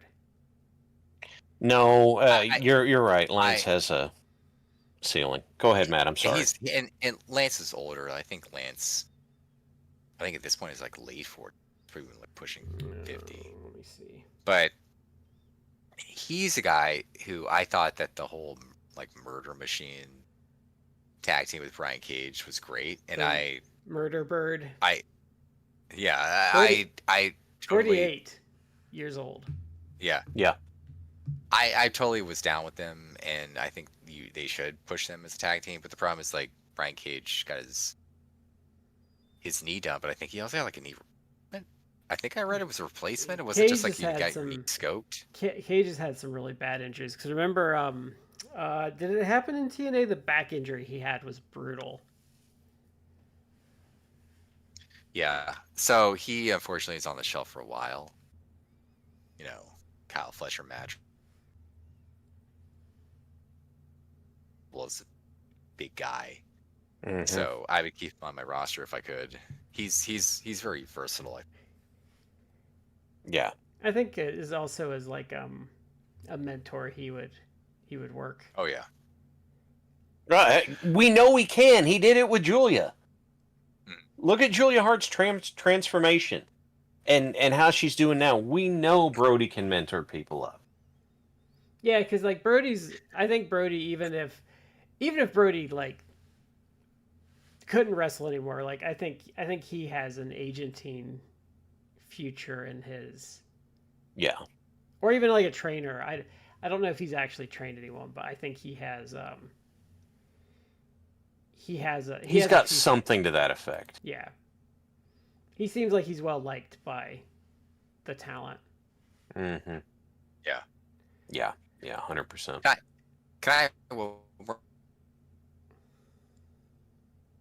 One last thing about this match. Mm-hmm.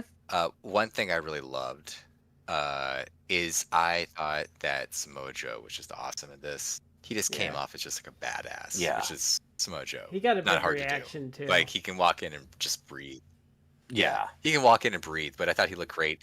And the thing that I liked about this, and again, I think it should be Hangman Page beating Moxley for the title, but I loved how they just sold the under, because when Joe was in there and he put the coquina clutch on Moxley, the entire heel team freaked out and ran in, because Moxley immediately was like flopping around like he was in what appeared to be mortal danger. And I thought that just was a nice little touch, because it made Joe just like a killer. It made Moxley, the champion, look incredibly vulnerable, that Joe has his number. Yeah. And everyone freaked out.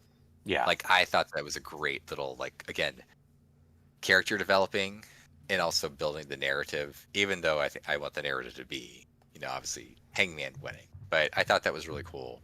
And Joe just looked awesome. I thought all the op for their limited time was really good. They've been a good counter. I loved also how they're a good counter force for the Death Riders. Yeah, because they have they, especially together they have like something special. There is an aura with those three together. Yeah. And by the way, I think that Joe doing that with Mox is what is it's Mox showing ass, and it's showing the vulnerability of Mox, which is setting up Hangman. Well, and they've going back to them winning the titles, like Mox got beat by it, and he almost got beaten by it for the title. So like, it's telling like a longer term story where he knows how dangerous the hold is. Yeah, and the other thing is that another time, which is another reason that I look, maybe the storyline's coming to an end, and it's time for it to come to an end. But one thing that Mox did show ass in it, and one person he did that with was Powerhouse Hobbs. Hobbs didn't beat him for the belt, but Hobbs showing up, that was one of the few people that you saw Mox's eyes get big and him back up from. Is, here comes Hobbs to the ring, and Mox is like, whoa, hang on, whoa, whoa, whoa, whoa. Like, you saw him intentionally do that, and it's like, dude, hell yeah. And Hobbs has been more prominently featured for a long time, and I really like that. Like, I really like Hobbs. Yeah, I love Hobbs. He didn't have much in this match, but I like when he was in it. When he first got tagged in, and he's like, go to town on Yuta, which I love that everyone's just beating the shit out of Yuta. He practically, when he like was running into Vader Bomb, like, cry. Yeah. And Hobbs is just a gigantic dude, so it's Mm-hmm. I love that he's very believable. It's just a massive monster powerhouse. But I love he got in there. He like, if you watch it, you can go back and rewatch it. He's practically like skipping. He's like like gleefully like skipping, and then he runs and demolishes Yuta. And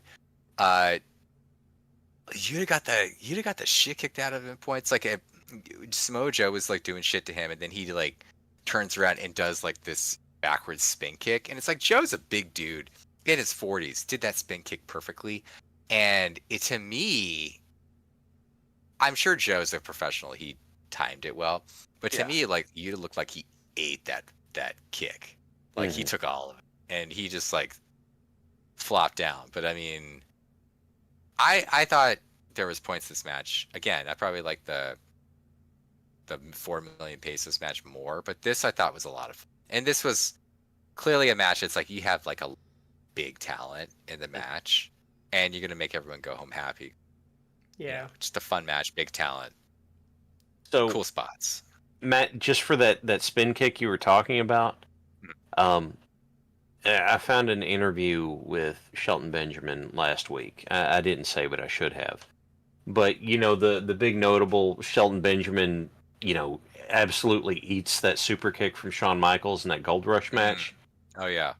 Shelton said that it was a super soft thing. Like, he didn't get stiffed on it. They were just both really, really good. So for one of those that I'd thought for years, it's like Shelton was just intentionally diving his way into getting kicked in the head. I'm like, you know what? There are levels of people being good that I am not giving them credit for. Yeah. So overall, this show was a big success for AEW. They got a big rating on it. They got, I would say, they largely got good reviews across the board. I saw a couple of douchey YouTubers that are trying to still sadly farm like AEW hate. That seems like that sphere has gotten like a little more desperate to keep saying bad stuff. I feel like that has died off largely because it's harder. It's getting harder and harder to be critical without coming across like you are just playing a disingenuous. Character. Yeah. Yeah. And I think people are just kind of getting bored because, like, I think there's a lot of things like that. You're seeing that kind of like in both sides of the political sphere. You're seeing all these like right and left wing grifters like desperate because their acts are kind of getting stale. Like, you have all these bread tubers crying that like they can't pay their rent, and like all these right wingers that are, 5 years in the past that can't draw an audience anymore crying about it. Yeah. So I think that, because even like Cornette's YouTube, I was looking at the views on that. His views have gone down quite a bit. Which there was probably going to when you have AEW putting out a really good product and the WWE not putting out that product anymore. But yeah, they AEW pulled in big ratings for this, and obviously they sold a lot of tickets for the show. It is very well received. Mm-hmm. And anecdotal, and it's based upon like, well, you can believe the internet or not, but I did read, which I wanted to mention, that allegedly there are people in Tikio who saw the rating because Dynamite pulled a bigger rating than usual. Yeah. Like, which again, well, Meltzer has. they've been trending up. So it's not like if this was like last year, they would have gotten like it would have been a massive increase. This was still a big increase, but like they've been shooting a lot in like the high 600s this year. So like this got them into like the mid sevens. Oh yeah, they pulled a big number, and that's not counting Max. The numbers on Max, and Meltzer has been people like, oh, Dave Meltzer's in the pocket of AEW. It's like, no, he isn't. If anything, he's had to be dragged kicking and screaming that AEW is pulling big numbers on Max too, because he said like, oh, I don't like who is it, BJ Bethel on Twitter, an actual like legit journalist who's covered stuff, and he has source stuff where he said like he's one of the ones who is saying like the AEW is pulling a few 100,000 on Max, to the point where every week they are believably, which if you factor in cable ratings and Max, they are believably at $1 million or. Yeah. And Dave Meltzer has been dragged kicking and screaming because he's like, I don't believe those numbers. But he also then has to say the next sentence, ... But I've talked to many people, and they've essentially corroborated what BJ Bethel is reporting. That's accurate. I was shocked when that number came out because I thought it was going to be a minimal amount. Like I thought it was going to be weirdos like Shat and I. But when they said they were doing 400,000 a lot of weeks, I was legit shocked by that. Because I thought when they were going to finally get numbers, it was going to be like 20 to 50,000 people. Like, yeah. And which would still not be terrible, but like I just thought like, oh well, that's a nice side accessory, but I don't think a lot of people are using it. But then it's like, well, nope, they Yeah, I mean, I agree. Like the conventional wisdom would be like, well, you're not getting that much. But I remember when they first started doing it, like in January, on Max, I would see on social media on Twitter that a lot of people were like, oh, I'm going to make a switch, and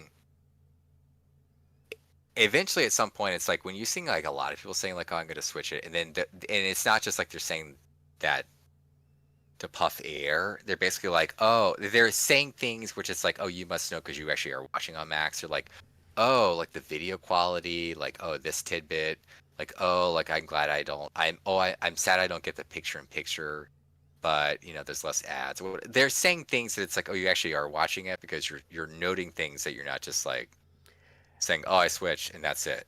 You're actually noting specifics about watching it on Max. The problem. Yeah. So, and the problem I have with that, like why I'm always kind of like I see that stuff, but I'm always a little skeptical because like there's a lot of stuff, like especially in like social media, that gets like a ton of play. Yeah. And then like people think it's a big deal, and then you talk to like a normal person, like what the fuck is that? And like, oh right, this is like a So like I'm always a little dubious like when something's getting a lot of heat on social media, because like I said, there's a lot of things you'll run into where you think it's a big deal and then it's not, because it's not real life, yeah. Essentially. But from what I did read or hear, that because of the big number plus obviously Max, that the TKO allegedly was very like disturbed. They were shook by the numbers because they weren't expecting it to be that big. And it really bothered them. And I would have to imagine, like, if that's true, that it has to bother them because I think that the whole acquisition of AAA hasn't exactly played out the way that they wanted it to. Because that seems like people they don't really care. Even we're only like a month in. Well, I think they don't. I think the problem. The interest is kind of dying down. Well, I think too, like if we're talking about TKO, so they're not wrestling people. So like, let's say you're a TKO executive and it does that big number, and you kind of see, because the thing is like with Worlds Collide, that was not in Mexico, that was in California. Yeah. So. It wasn't even it was in America. Yeah. Yeah.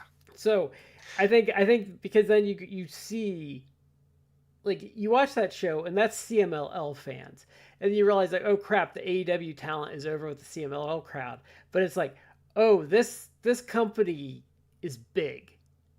Like it is big. It obviously has pop cultural penetration.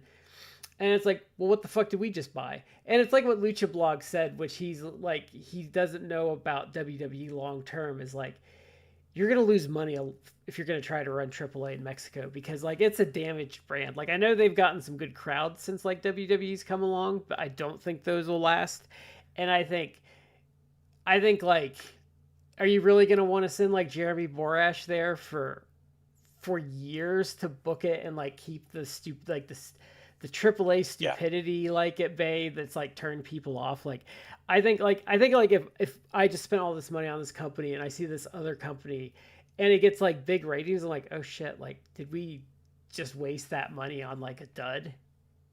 I think it says a lot that they did the Worlds Collide like thing, and the guy that walked away with it in the best position, the most over getting a contract, was Mr. Iguana, the comedy character, because they're like, oh, we could TKO is their laser focus is like, oh, we can market this guy, like we can sell a T-shirt and like, toy iguana and like an action figure, and it wasn't like anything about the actual wrestling. It was like this joke character. Well, that's the guy who got all the heat out of this. It's like it's insane. Vikingo it's like if they. Vikingo is like a great worker. But the problem is they bought in on him 2 years too late, where like the buzz on him has died down and people are like, well, like he's just like, cause the narrative on him has shifted a lot. Like where people thought he was amazing a couple of years ago. And now the narrative on him is kind of like, well, he can be really good, but he's limited. Like, he hasn't quite caught on like we thought he would. Like the injuries have slowed him down. So he needs a good worker to be good. Yeah, that's the thing I was aware of, is that he got hurt, and now he doesn't work like he used to.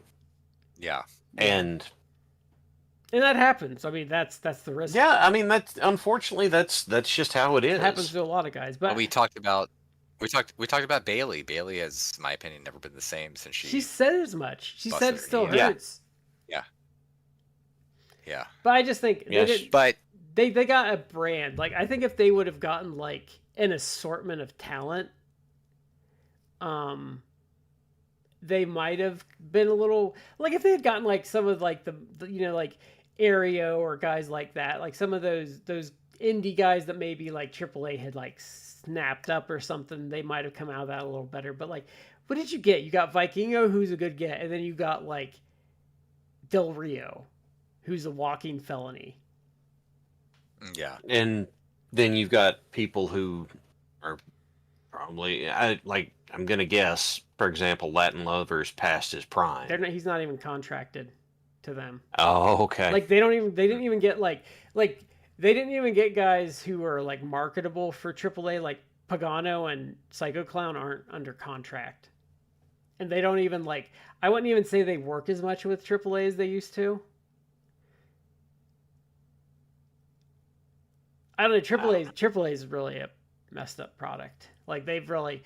Even like 5 years ago, I think they would have been a better acquisition.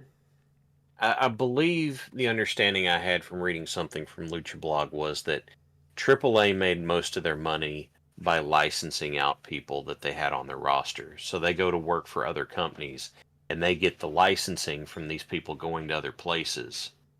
And so they got a lot of passive income that way. Guess what TKO is not in the business of? That. Yeah. Well, and so they did like around, what was it like, right before Paraguayo Jr. died, like with Lucha Underground and stuff. They were making like legit overtures to expand globally, and I think initially they were having some success doing that. But then Paraguayo Jr. died, and it's like they lost all momentum, and that all went away. Like it was like I don't know. Because he wasn't like the main star at the time, but like there's just something about that event.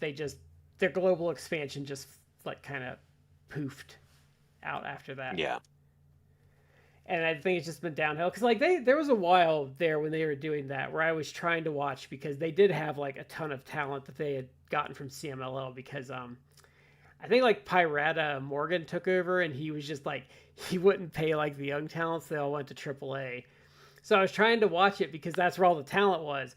But like AAA, I've never liked how AAA's booked shows because it's too goofy. And the talent slowly started shifting back, and then they got like a lot of the young guys started coming through CMLL. Yeah. But what were you gonna say, Matt? They've always kind of been a little more the sports entertainment company, but they're not. They're not like a fun sports entertainment. Like, take for example, because I know Brad, you and I like watch Joshi wrestling in Japan. It's like, well, Tokyo Joshi Pro Wrestling is the more sports entertainment of the Joshi wrestling promotions, especially compared to like Marigold or Stardom. But it's fun. It's like, yeah, you do have good wrestling, but to the extent that it's sports entertainment, it's more character driven and less just like work great. It's still like fun and goofy and lighthearted. It's not like this is a chore to like look through, like, or it's really problematic people. Well, I think the other problem, sexual deviant Alberto Del Rio. Like, I think the difference too is like, so like with Tokyo Joshi Pro, yeah, it's a lot of sports entertainment, but the matches, there's a time investment. So like a match in Tokyo Joshi Pro is going to be 8 to 12 minutes. But the thing is, like, you go to AAA and you're getting like a mixed women's and minis versus each other match. It's still Lucha Libre, so that's going to be 2 out of 3 falls. So you're going to have to invest 20 minutes in like this bullshit match you don't care about. Yeah. And that's where the problem comes in. And they've never been booked particularly well. So they could have, like, they even had Mystico as Mystices for like a couple years, and they didn't do really much of anything with them because they don't book well. And like they did that thing, remember, I think that was the COVID year. They had the collab with Disney where they had like Captain Marvel and Venom. And then they had that crazy ass like Psycho Clown and Pagano match where like, they hit the announcer with the guitar and like they were doing all this crazy shit. Remember, I was posting all the. I have that. I have that on my like Fight account. Well, now it's a Triller. Yeah. My Fightful. It was Fight TV. I still have that. Yeah, that Psycho Clown actually. Well, allegedly, like Psycho Clown may have like signed a contract with WWE because they find him marketable too. Okay, and I like Psycho Clown, but yeah, like it's been a mess. Like that wasn't a particularly good match, the Psycho Clown versus Pagano. It was interesting because they did some crazy shit. Like it's like let's start assaulting like Hugo Savinovich. Yeah. Oh, I know. And he played it. Like, okay. He did like Hugo he did blade. Yeah, I know. We talked about that on the show. It's like, what's going on, Hugo? But I think what happened is, and I think why they're upset is, I think they panic bought AAA. Like I don't think that was like, I don't think that had been in the works for a long time. I think AEW and CMLL were buddying up, and I think they knew that Arena Mexico show was coming, so they announced the acquisition and panic bought them to try to cut that off at the knees. I absolutely believe that's true, and that is a lot of what I think is happening in the wrestling industry. And Fed drones are like, oh, you think WWE cares? Like they're so above the AEW, like they don't care. It's like, then why is AEW cannot breathe and WWE immediately is like, oh, we're booking a show? Like they are retaliatory booking and doing things for. Or are they desperately trying to counter program all the time? What you claim is like the clear, like, here's WWE, here's way in the basement AEW, not even close to being. It's like, then why is the company that you say doesn't matter, they themselves are doing things that show such a glaring insecurity that AEW cannot move without WWE trying to. WWE announced, they're doing another Saturday Night main event the night of All In, but it's not, the time doesn't match up, so that's going to be after all. But they're doing like an NXT show during All In. It's like, well, no one's going to give a shit about NXT. No, what are they that's gonna what happened. I'm not gonna watch Omega Okada because I want to watch Ethan Page versus Ricky Saints. They did that for Sure. they did that against Double or Nothing. No one talked about that NXT show. No one gives a shit about it. And the thing is, where I think they're stupid for that, and where I think they're really stupid is, it's not going to affect their bottom line. And what I think the problem is, especially we saw during Double or Nothing, like Double or Nothing was way better than all the stuff they did. And if that keeps happening and you keep getting shown up by the shows, yeah, you're not going to hurt your bottom line, but you know what you're going to do? You're going to start trickling fans their way because they're putting on better shows than you. And so all they're going to end up doing if the Double or Nothing weekend keeps happening, they're just going to make AEW stronger because they're yes, because you've already seen the sentiment of a lot of fans being like, Double or Nothing was way better than the WWE stuff. Yeah. I'm tired of it. There's two things that I've seen recently that I think are very plausible explanations as to why TKO is like panicking and freaking out. And I think they are. People who are WWE fans who act like they aren't, it's like they are. There's two things. One is what Dave Meltzer mentioned. He mentioned it even today, which I think absolutely true, is that WWE wants AEW to fail because if they don't have competition and they don't have a billionaire who will pay people their work, then they can set again how much they want to pay people, and which means they'll pay people peanuts. Versus Tony Khan, who's like, I'll pay people what their worth is, and that worth is like, $200,000-$300,000, and that's how people go to the WWE, which is people who go to the WWE versus AEW. It's people who like there's something they specifically want out of the WWE. But because of like Tony Khan and AEW, they get paid more money to go to WWE because WWE has to pony up. It's like, all right, fine, get you. To get you, we'll pay you a little more money. And I think at this point, AEW can only tank itself at this point with a new TV deal. Like, if they fail, it's going to be on their own head. Like, I don't think WWE can actually do anything to them. It's going to, like, because their fan base is built in and stuff. Like, I kind of think they're just tilting it a windmill here because, like I said, I think if AEW fails, it's going to be their own fault. Like, WWE's not going to be the one to do it. Yeah, but one last point. The other thing that I think that the reason why WWE is panicking beyond like the pay scale for the workers is that AEW has just signed this big deal. There's been an increase in like attendance and pay-per-view buys and everything like that. But they just announced, not that long ago, that they've paired now with Amazon. So people can buy the pay-per-views with Amazon. Yep. That, I think, more than anything, has shook the WWE because AEW is producing a quality product. Like you said, like WWE has been putting out kind of a subpar product that it's continuing to counterbook and then putting on shit shows. It's just going to... It's not a good idea.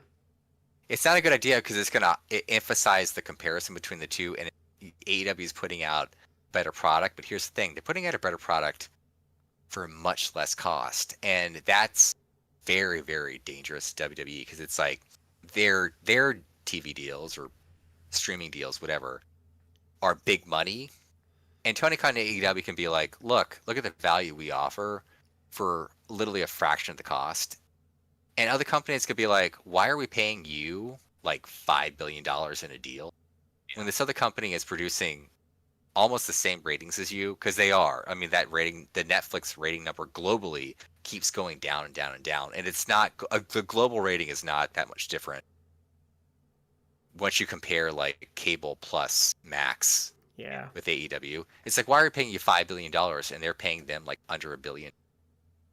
Yeah. They're paying them $1 billion, we're paying you $5 billion. Yeah. Yeah, so when it comes down to like renewing those rights, like that's real bad for them because someone could be like, you're not giving us much more value for like an incredibly inflated cost. Why would I pay you more money? And that's AEW, terrible for them. And the AEW bottom line keeps getting to be more and more accessible because WWE doesn't put their pay-per-views on Prime or on Amazon Prime. AEW is. Which opens up a whole new audience of how to do it, and they're like, oh, God. Yeah. Yeah. Well, that is it for this week, everyone. Next week's the 4th of July. We'll still be on the air. Don't know what we're going to do. Because we're getting to that time of year where it's a lot of us are busy, so we have to kind of parse things out. We just kind of decided to do this because it was a noteworthy event. I think this is the first And it was fun. I think it's the first It was fun. We haven't done an AEW show in like forever. Yeah, it's been a while, and this was a fun AEW show to do. Yeah, it was a good show. We've been doing a lot of Lucha Libre lately, but I don't mind because it's awesome. So that is it for this week. Thank you for joining us as always, and we will catch you next time.